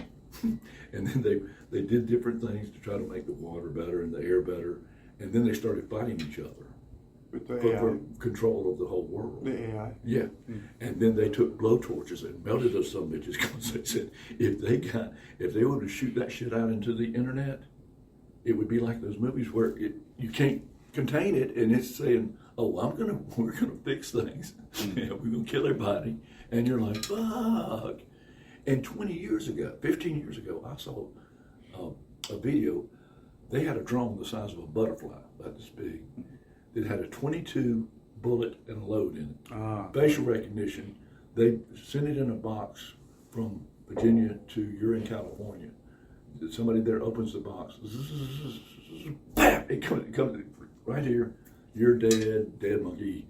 Dead. That was 15 years ago. They probably got a mosquito now with a hypodermic needle that has a poison. Well, you know that they've already released genetically engineered mosquitoes that were genetically engineered to be sterile in the population of places in Africa. Mm-hmm. Yeah. Oh, they do it here. They've done it in Florida, South Florida, in the Keys, yeah. So... well, you know, the bee population, that's, oh God, we're losing the bee. They said, colony collapse disorder. Right, but they said, look, you can grow another colony in a couple months. They've been able, I mean, not that there was a colony collapse, but they can be replaced a lot easier. You don't need to have the fear that we're going to run out of bees. There's still plenty enough. Now, unless colony collapse in all over the country at the same time. Did you see the thing about the eggs prices going up? No, I didn't. Well, they've killed like 50 million chickens because they had the flu, and they were egg producing. And then the chickens that have eggs that are going to be biddies, you can't sell them. I saw in the New York Times last week, and they're trying to get a ruling where Because they got a ton of those that they can give. Because eggs are like $5 a dozen now, and they used over $2 a few weeks ago. And they Before were beat that, I was to getting them for 79 cents. a dozen. Yeah. Where? At Food Line. Yeah, but not now. Oh, no, that's what I'm saying. Oh, right. Before, Yeah, before, I Walmart, said they were before $100 that. Yeah. forever. But anyway, they're saying if the FDA and that's not talking about FDA, if they would just say, all right, you can. There's nothing wrong with these other chickens. It's just that the ones that are stored to become biddies are stored at 65 degrees. What are biddies? A little bitty chicken, bitty. Okay. Bitty. You never heard them called bitty? No, sir. Little chicks. Well, that's a southern thing. All right. But anyway, they store them at 65 degrees. They store ones you're going to eat at 45. You don't have to have eggs stored at all. You can take eggs from the hen, take them and put them on your counter, and eat them for 2 weeks. Well, in China, that's how all the eggs were bought. That was a different thing to me. I noticed that the eggs were not in a cooler or freezers like how they are here in the U.S. They're always out, just out in the open, and you go in there. Now, if you go past a couple of weeks, then they get Right, sure. out on whatever.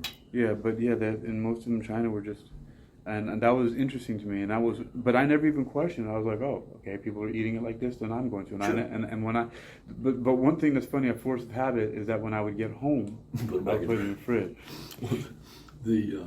Even though I would eat them relatively quickly, I could eat a dozen eggs every day. A dozen. More than that too. Two of the top keto doctors say you should eat at least 6, and from chickens that are scratching in the ground Yeah, and eating right. ones, They call not them the ones that eat the feed as it comes. Yeah, they call them the free range supposedly. Right. Yeah. And right now, it's the same price for them as it is the shitty eggs. They're because the eggs are way up in price. But I just I did have a diet where strictly it was eggs and vegetables with brown rice in the morning, and then fruit. So bananas, standard banana, apples, oranges, you know, kiwis, peaches, pears, plums, and lots of kale and broccoli. Well, not so much broccoli, but kale and avocados. I ate a lot of avocados and nuts. And anyway. Walnuts, peanuts, almonds. I mean, not peanuts. I don't do peanuts, yeah. The root, this doctor doesn't like any root vegetables, but I'll have a potato or a sweet potato. Although I did have a peanut butter and banana shake / ice cream last night or this morning. Well, almond butter is like, $50 per jar. That's it. Peanut butter's above. It's not 50, but it's like $9 at Fresh Market. $9 for almond butter, $2 for peanut butter. Give me the almond butter. I don't want any bread to go with it. I can't afford the bread if I get the almond butter. Now you see, that's the thing though. Why do we want bread? Staff of life. I don't know. Not the way that a lot of it's made these days. No, true. Well, God, yeah. No, and even their vegetables don't have unless you get them grown organically at a farm, that the nutrients that are in a carrot or potato or whatever, or kale, are not near what they were years ago because of the fertilizer. I've heard that, but would they be able even to grow to their maturity without all the nutrients? Because they do. They can make it look that they can design that soybean 20-25 years ago to where you can spray Roundup on it and kill it. It's called Roundup Ready. Right. They have several ones: soy, corn, and. That's right. And they're doing it on everything they can. Well, then, but it costs a lot more for the seed. And some farmers said, I can't afford that. And they had a field next to a field that had that. And the soybeans grew up and pollinated that other field. And ConAgra sued them and made them pay money. For assholes. Cause trademark infringement. And they didn't. They just collected their seed. Right. They didn't. Bullshit. So they would contaminate organic farmers' crops. And then make them pay. And then make them pay. It's kind of like Haiti. We talked about that, didn't we? I'm not sure, maybe. The French took blacks from Africa to Haiti to grow sugar cane. And let's say, I don't know the numbers, but let's say there's 1,000, 2,000 blacks and maybe 200 Frenchmen overseeing them. Slave revolt in 1809. They won. Yeah. And the French went home with their tail between their legs. Several people got killed.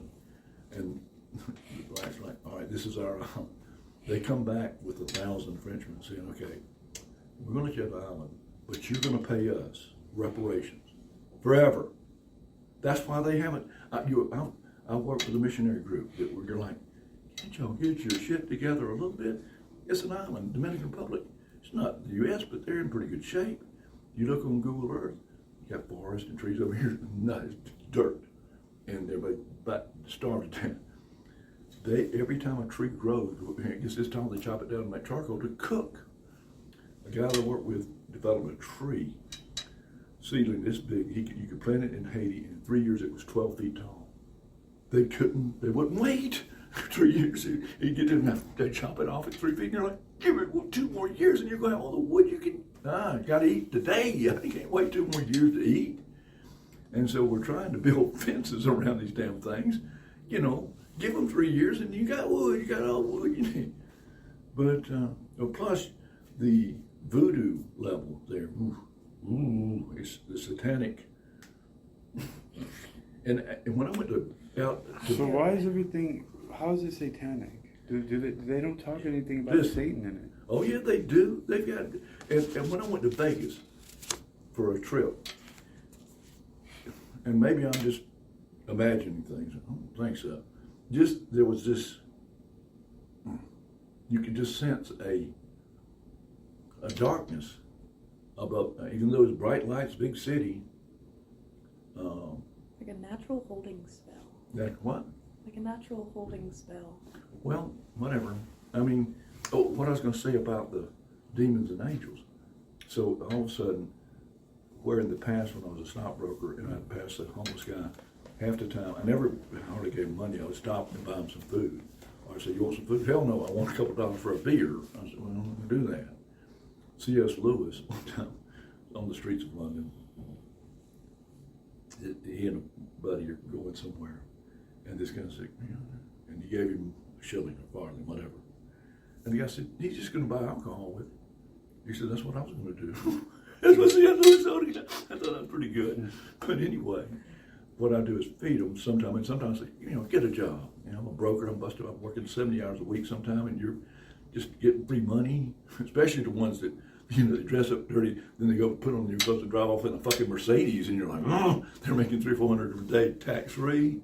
That's bullshit, those people. And they're out there, a bunch of them are like that.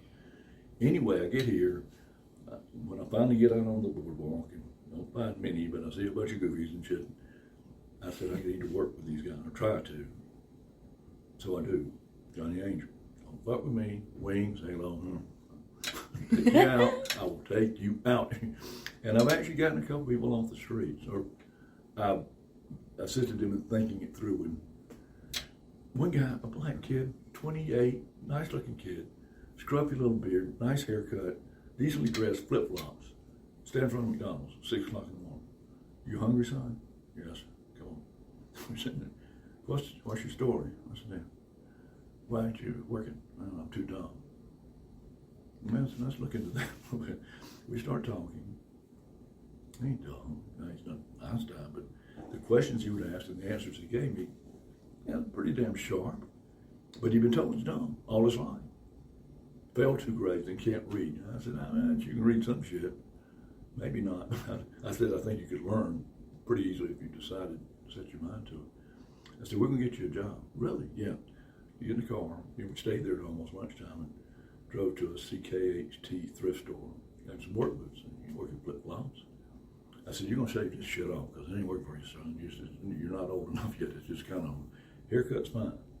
You're going to get a bottle of that good blue body wash. You don't stink, but that smells good. And guess what you're going to do? You're going to walk through white neighborhoods. Walk. Do not run. You'll get shot if you run through the white neighborhood. You're going to see people here and there working in their yard that are 50, 60, 70 years old. You do not go in their yard. You stand at the road and say, excuse me, sir, I'm between jobs right now. Could I help you with that? 60, 70% of them go, nope. And in the back of their mind, if they're older, they're saying, nope, nigger, I don't need your help. And that's getting to be less and less, but it's still out there to some degree. I said, but you're going to have 30% say, well, how much do you charge? And just look at them and say, whatever you think is fair. They'll pay you more than you could imagine. He's got an apartment now. That's one of my few success stories. And then another guy, white guy, I get up, I've been homeless on purpose. I'm a stockbroker. I gave they took $165,000 in Social Security from me over the years, and now I get $2,000 a month from that. But that's nothing. I manage money for a handful of families, and they pay me a lot of money because I'm making money. And so I'm not about to go under. But in order to be with these people, I said, because my cousin, Billy Bob Thornton, look at me just a second and think about him. He said, we're going to do a movie. I said, he said, go on and do a screenplay. I said, well, okay. And the screenplay is usually about this thick. I've got this much information to Billy. We're going to do a 12 or 24 part miniseries, kind of a docudrama comedy, because I got a shit. I could write a book a week on stuff I'm seeing out here. He said, what the hell? We'll do that instead. So we'll see. The year or two out. You want to be on a TV show? This is the girl that's thinking through shit. She got off her meds, but I don't know. Catch her on a good day. She'll be all right. And here's our philosopher king. I'm nothing of the the man, sort. the myth, the legend. I'm just Anyway, a dummy rolling through the world trying to figure stuff out. but it's gonna be a hoot. It's gonna be a damn hoot. I mean, I went to a yard sale. I got into it. Bought a bunch of shit. And on Thursdays, if you go on the web and type in yardsale.com or garagesale.com, and your zip code is, here's 20 in your area. And one time it's at a state. I want a coffee table. I go to this place. And these estates, you have a husband, wife, kids. The kids move to California. They're rich. They die. And the kids say, fuck it. May or may not come home for the funeral. But sell everything in the house, sell the house, send us the money as soon as possible. Then different people do this. I've got to know these two guys. You go, is Larry? Larry, where you at this week? I'm Suffolk. Anyway, I go to this thing to get a coffee table. And it's a Friday, Saturday, Sunday. Friday, they're selling everything in the friggin' house, nice furniture, friggin' nice rugs, nice everything. And they're at 30-50% less than retail on Friday. Saturday, they're at 60-70% off of retail. Sunday, get it the fuck out the door. And I went on Sunday. They had a coffee table that was almost just solid block of oak. It weighed like 180 pounds. You better put it where you want it because it ain't moving. I said, how much was that? And at a furniture store, it would have been $300, $500, $600, $45. Done. I'll take it. And I made the mistake of walking through the house and I became Oprah. I'll take that one, and you get a fucking car, and you get a car, and you get a. I bought a bedroom suite with the canopy and tiger feet. I bought a dining room table that was built by fucking Benjamin Franklin with the chairs are ornately engraved, and you can tell you could hold a 300-400 pound man in a chair this size. I mean, it was just rock. Solid oak. Yeah, usually chairs like this are only rated for about 225 pounds. Well, this thing, but these were built way the fuck back when people were skinnier. But I mean, anyway, 6 chairs. I mean, these chairs would sell for a couple $100 apiece, easy. 6 chairs, a table, $190, done. Bed, $200, done.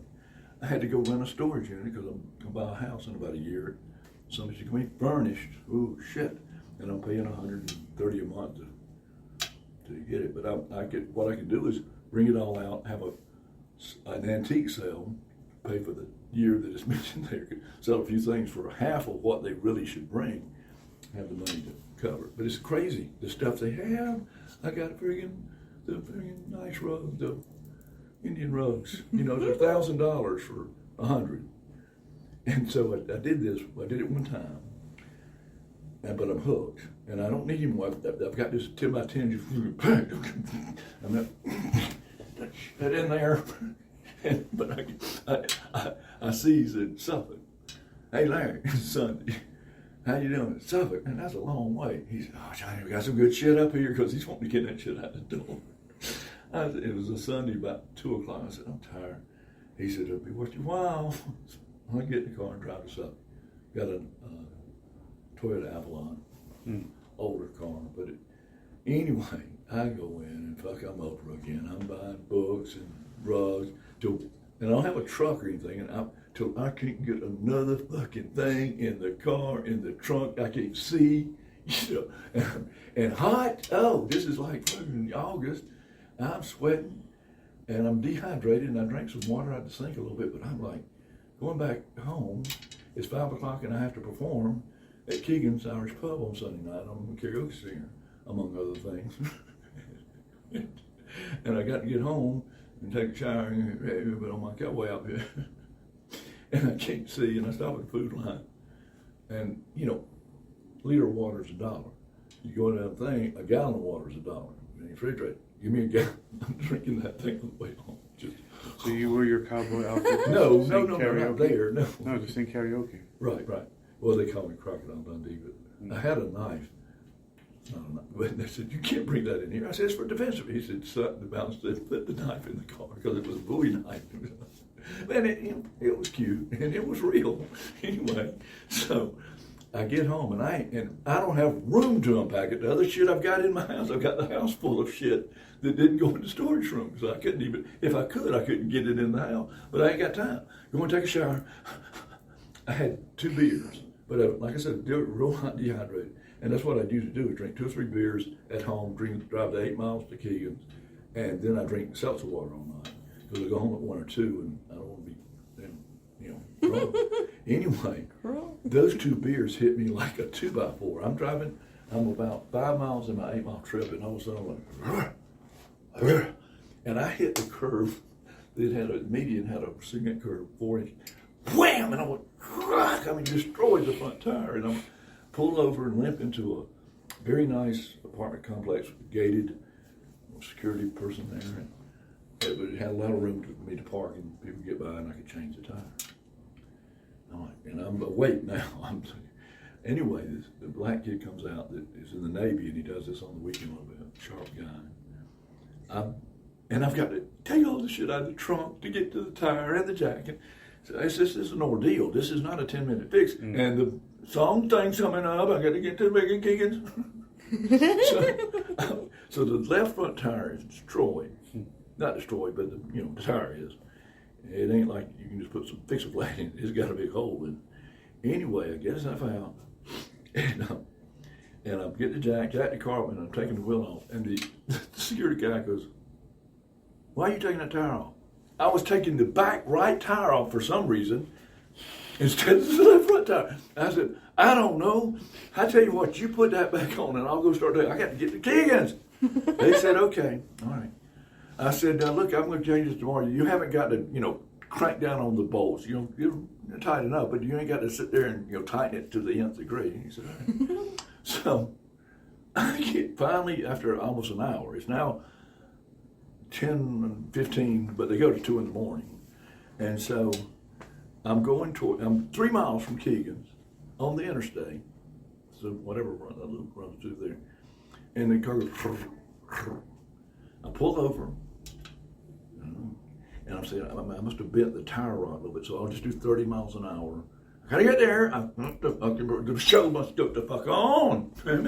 And so I'm going 30 miles an hour, and the light traffic is 10:30, 11 on Sunday night. So, and all of a sudden, my back right tire passes me and goes about 200 yards. I'm like, fuck, he didn't tighten the nuts enough. The wheel came off. And the car didn't do a 180. I said, shit. I moved over and had a big emergency light. So I moved over there. Oh, fuck. What the fuck? Sunroof was open just a little bit. It rained just a little bit. With an iPhone, the cord, if it gets snapped, it does not conduct electric. It doesn't charge your phone. I found that out there at 0. My phone does not. No juice. Nobody's stopping. I hang a fucking handkerchief off pardon my French. There's another story about that French stuff. But anyway, I've got a handkerchief, and I start taking pieces of styrofoam and throwing them in the road, trying to say, somebody better help me. call a fucking thing or somebody, a policeman or something. I ain't going nowhere. I'm tires up there and the freaking hubs and stuff. And after like 45 minutes, here comes the road help people. What's happened, son? Oh shit, your tire's gone. Oh, I know where it is, sir. It's up there about 200 yards on the right. He said, well, we'll get a cop here. 45 minutes later, cop shows up. You been drinking? No. You got something? I need a drink right now. It's like fucking 1 o'clock in the morning. And I'm like, he said, well, we'll have to have it towed. I said, no shit. I thought I'd limp home on 3 fucking wheels. You got anything to drink or smoke or something? I need to calm the fuck down. And he's like, sir, let me get a tow truck. Another hour for the tow truck to get there. And you're like, gosh, I'll make $1.85 when you tow me something. Just can't you get here quicker than that? I get home at 2:33 in the morning, left the car at fucking someplace to fix it. And then I call insurance. They said, we've totaled the car. I said, totaled it? It's an '07. It's 10 years old. Well, no, it's 15 years old now. But it runs like a top. And I said, you totaled it. How much am I getting? $3,700. What if we don't total it? What if I keep it? I think I might get fixed. All it needs is a new hub and a tire. It doesn't need, and it was still good. And they said, you get $1,600. I said, I think I'm going to go that route. I'm going to try to fix it. It's in really bad shape. I'm going to try to fix it. So they sent me a check for $1,600. And I spend $200 on a new hub and a tire, and I'm good. Mm-hmm. And, but, that's going to be in the movie. It's like, what the fuck? You see the tire go past you, you're like, damn, that's my tire. But that's just one of many. Okay, I'm at Walmart. And I'd had my oil changed there by this nice fellow a couple weeks earlier. I'm over that, somebody stole my iPhone 12. I had 3 days, $600, gone. A friend gives me a 10 with no chip in it. Well, if you're anywhere there's Wi-Fi, you don't need a chip. You can do everything except call, but then you can also download an internet number, and you don't need anything. You don't have to have a plan, but you got to be in the Wi-Fi area. But the Wi-Fi area is everywhere. So that's what I had. Well, at Walmart, you've got to be within about 10 to 15 feet of the building to pick it up. I pulled my car around past the garage like I'm going back behind it. And partly I'm not in any way hindering anybody coming in and out of the garage. This guy comes out that's running the plane. He's upset with me for what? I don't know. He's got literally 30 or 40 pins in his face. I mean, with the big silver. And then, you see that on 20, 30-year-olds. This guy was like 50. And he's get that motherfucking, hey, motherfucker, get that what? Get that motherfucking car out of here. I said, I'm not bothering you. You get that car out of here, I'm going to have it towed. It costs you $180 to get out and tow it. I said, I'm not bothering you. I can give it, motherfucker. And I started saying, well, I'm a motherfucker? What the fuck are you, motherfucker? And I'm hoping this is all on tape because I'm going to sue them. Because me and another guy pushed the car fucking 50 yards out there. And he's laughing the whole time. I mean, you did what the fuck I told you. That night, they towed it to a place. It cost me $180. And I had done what they said do. And when I got to the place the next day, I said, look, I work with homeless people. Look at that food that's in there. I was trying to get that. Could you give me maybe a break? Nope. $1.80. You can't do it for $9. Nope. $1.80. Yeah. I have to go back to Walmart, which I'll never go there again. Not the one on First Columbia. So you go to Target's right across the street. You pay an extra nickel for each thing, but people there are like, da, da, da, da. Walmart, they're like, I work at fucking Walmart, motherfucker. I'm at self-checkout. Need some help. You're me. This is the guy. He's right here. Hey, son, I need some help. I got you. I swear. I'm walking too fast. And it takes you like 3 minutes to get. I said, are you okay? He's like 20, 21, 6'3", 6'4". Yeah, I'm fine. I said, what the fuck? I said, you got. Did you play sports? Yeah. But you got killed because you could catch your ass from anywhere. He said, No, sir, what I found is the slower I walk, the sooner my fucking 8 hours are over. I said, "No, that's not how. The faster you work it, time passes fast. Not for me. See ya." I mean, I'm going, God almighty. But at Target, people were like, "Hey, how you doing?" And it's worse than extra nickel. Because you leave there feeling pretty good. You leave Walmart going, dun, dun, dun, dun. Same thing with 7-Eleven, Wawa, 7-Eleven. Oh, I was going to tell you. So here I am helping people. Evidently, I've got some little aura because I walked in at 5 o'clock and I wake up at 4:30 every morning if I go to bed at about 12. And I walked. I was on 24th, 4 blocks from the beach. Disney World. But not at 4 in the morning. There's nobody out. There's Walmart on with 7-Eleven on every corner in the car, but they're not. They're 7 to 10 blocks apart. Walk in one. I swear, the person's face went like in the fucking. I saw horns for just a second, and he said, "What the fuck do you want?" I went, "I want some coffee. Don't pay for it. No, get the fuck out of here." I'm going, "Can I get some coffee?" And he's like, "I swear, that was what he opened was, what the fuck do you want?" I'm going, that must be the new slogan at 7-Eleven is, "What the fuck do you want?" And so, anyway, he look, and I said, "Fuck you, I'm getting some coffee." So I get the coffee. He said, "You ain't got to pay for it. Get the fuck out of here." I'm like, "Look." Wings come out and I'm flapping away, you know. And he said, "I knew you were a fucking angel, you motherfucker." And I'm going, "Look." And it happened again at another 7-Eleven. Did almost the exact same thing. Get the fuck out. And I'm going, "God, Satan, you're rocking right now."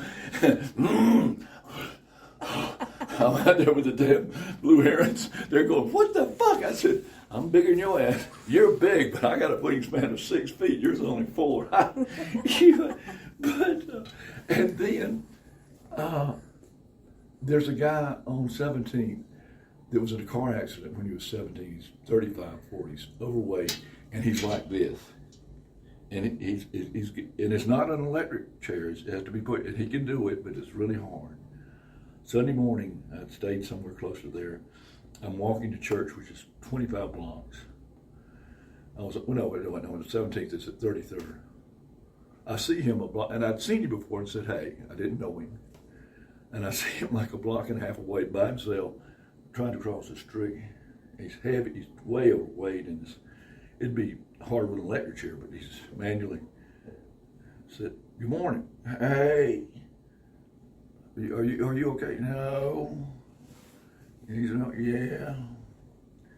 I go over there and said, "What's the matter? What do you need?" "Push."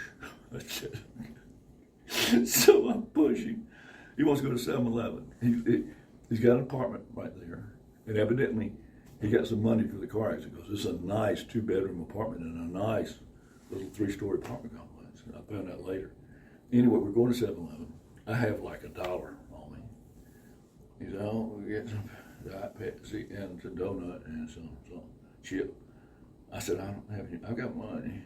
So we get there, and the woman in there, "What do you want?" I'm going, "I'm helping you motherfucker." I said, "Helping this guy get some food." "Well, hurry." "Damn, woman. What? Good Samaritan here, bitch. What the fuck is wrong with you? Just get out of here." And I'm like, Anyway, so he wants a Diet Coke and sugar donuts. And I said, like, "You don't need to be eating this shit. You need to be doing a keto or something, get some of this weight off you." "Oh, when I'm pushing, when we get a curb, getting 300 pounds up on the curb, all I can do." So we're going back to his apartment, 3 blocks, 4 blocks. I'm working him back over there. Oh, no, as we go to, he pulls the sock back and he pulls out a few dollars, $5 or something. And so as we're getting ready to leave, I said, he needs some protein too. Well, they had some empanadas or some kind of shit there that was on the heat. And, 4 of them, it looked like $1 or $2. So I put it up there with everything. And it came to $7.84, and he had $5.25. And I said, and I mean, I had picked up the little basket and said, I didn't touch them or anything. And I said, we can't get the empanadas or whatever. And she said, "Well, I guess I'm going to have to throw them away." I went, I didn't touch it. No, got thrown away. And then we were walking out, and we had like $1.10 left over by not buying. I said, how about I give you $1.10 for them? You know, and I got to throw them away, and at least y'all get $1.10. No, fuck you. Get the fuck out of here. I'm going, That's what I'm telling you exactly what happened. So we go back to his house, and he's a nice guy, but he's lonely. He's by himself, and the place was very nicely done. You know, new appliances, new kitchen. I mean, I think he said he'd been there a year, but it was clean. And somebody comes over and cleans and cooks for him. And I'm like, they're cooking the wrong shit for you. You need to be eating kale and carrots and shit, and take about 100 pounds of this off, and you'd be able to push your thing better. You wouldn't need as many pushes from other people. But I was going to go to church, but all right, this is church today, God. So we watched a televangelist, one of the good ones. There's several that are Joel Osteen.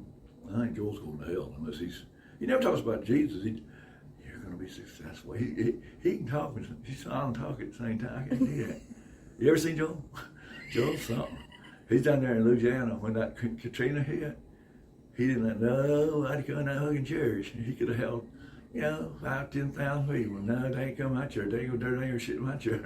And they said, oh, they're coming in your church, because they destroyed the Superdome. They had thousands of people in there, and the plumbing quits working, and they're shitting everywhere, and people died in there. A few died and there were bodies floating. It was terrible, but not as bad as this thing. 25,000 people died last week in that earthquake in, what was it, India? Or something, not India, but Turkey. Turkey.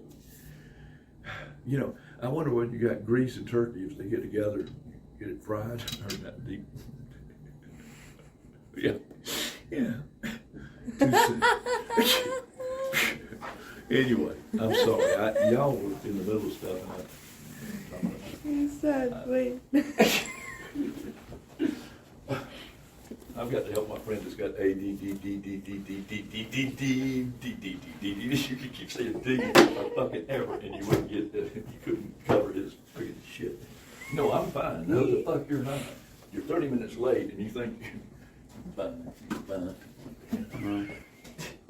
You'll be good. Sometimes it's hard to be good, but if you're bad, it catches up with you. Sometimes. Yeah. My name's Johhny Angel. What was your name?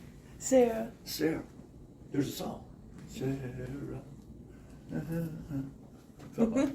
Why'd you point it in? I've never heard it. Wow. Boy, go on YouTube. I'm not making that up. It's not Michael Jackson. He'd be saying, Sarah, Sarah. Mike would have his own spin. And then Eminem would go, Sarah, Mama Murray. There'll be a lot of motherfuckers that Sarah song. Oh, with the homeless people, if you take fuck out of the they've got like 4 words besides it. And one day I'm talking to this guy, and he got aggravated. Oh, I don't give a fuck. Well, I don't give 2 fucks. And he went, well, I don't give 3 fucks. I said, well, I don't give 4. We went to 99 bucks before we said, fuck it. We said, fuck. No. I mean, fuck was a good word. And we fucked it up. Now we use it for all kind of shit. You know, it's a financial term. Believe me, as his broker, I buy you 1,000 shares of stock at 32, and the next morning it opens at 25, and you go, fuck! Down $7. Or you, a 3-foot putt, you miss, fuck! So it's a sports term. I guarantee you it was said last night during that football game, because there were several times when they went, fuck! That guy just scored, he shouldn't have scored. KC beat them. They had them, not wrong. It was a good game. Oh God, no, yeah, it was phenomenal. I mean, when the last play of the game. But I just think that some of that stuff it's just so interesting that it seems like it's fixed sometimes. Well, like right before. Some of them are fixed. You know, the Panthers, when we had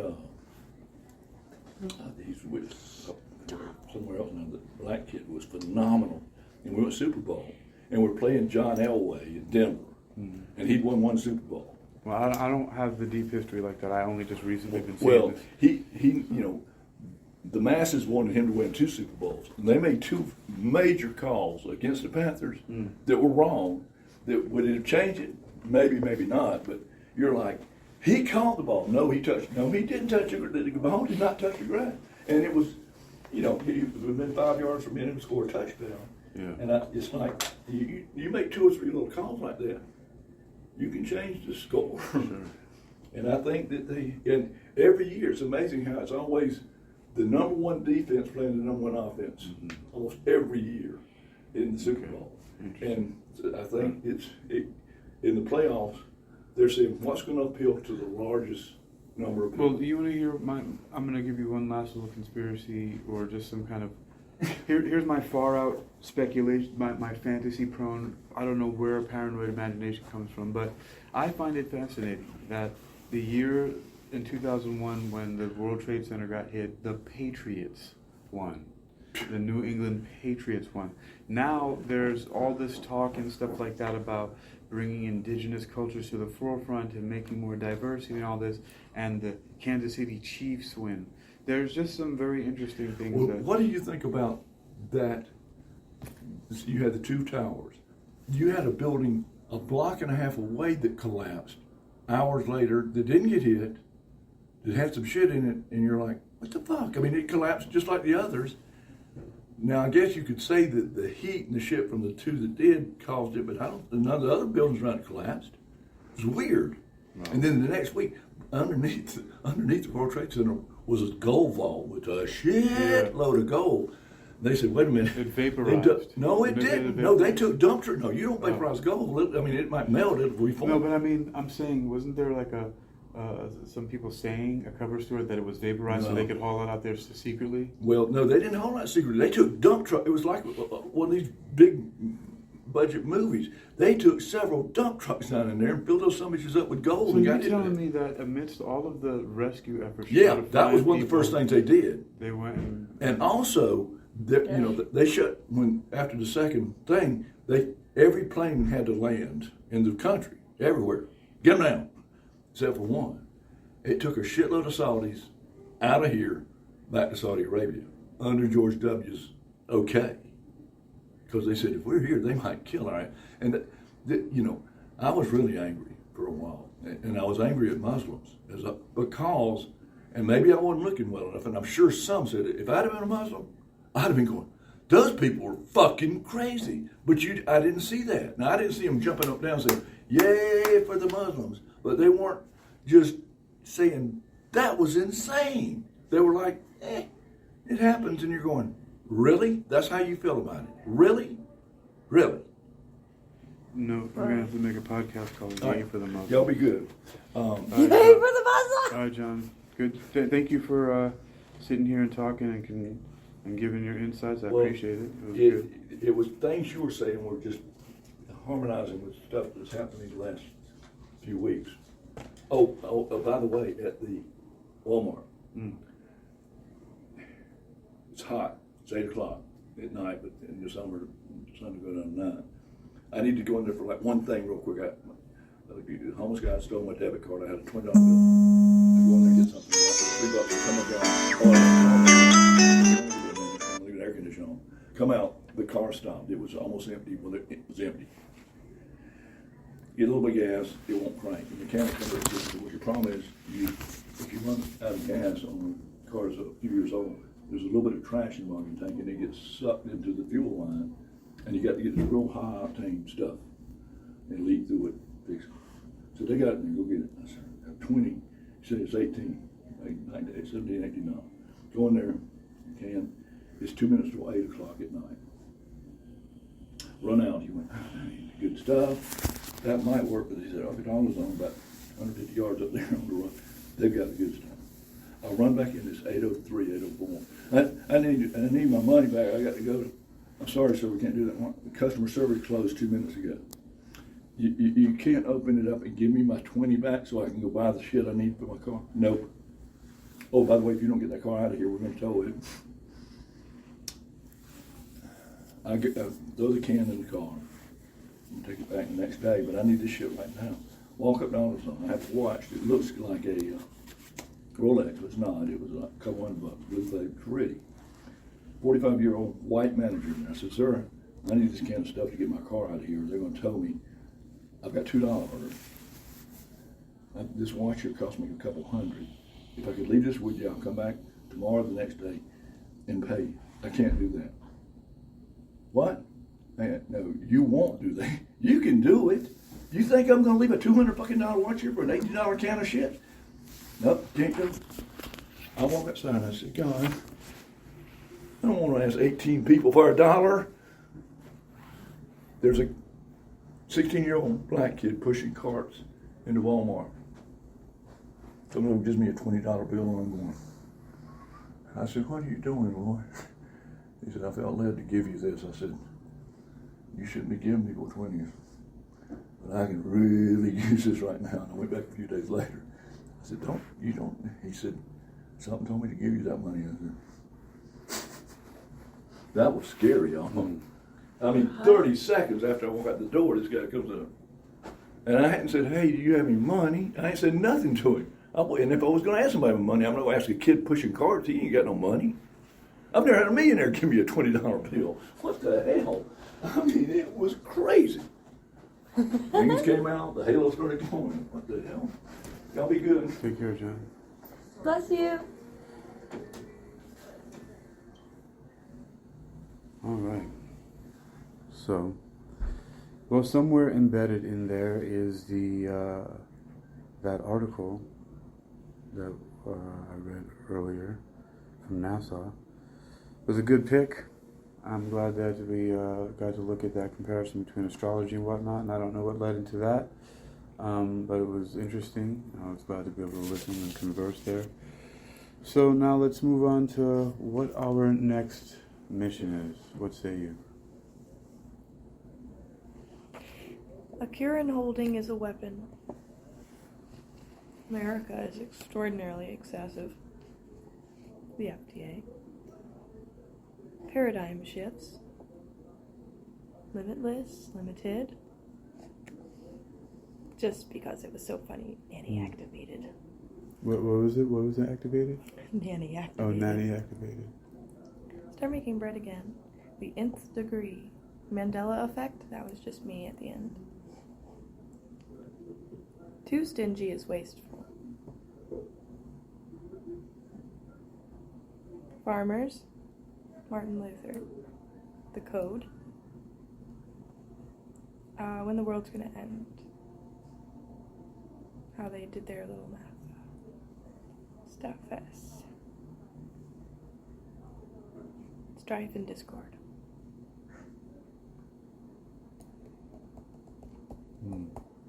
Winn-Dixie.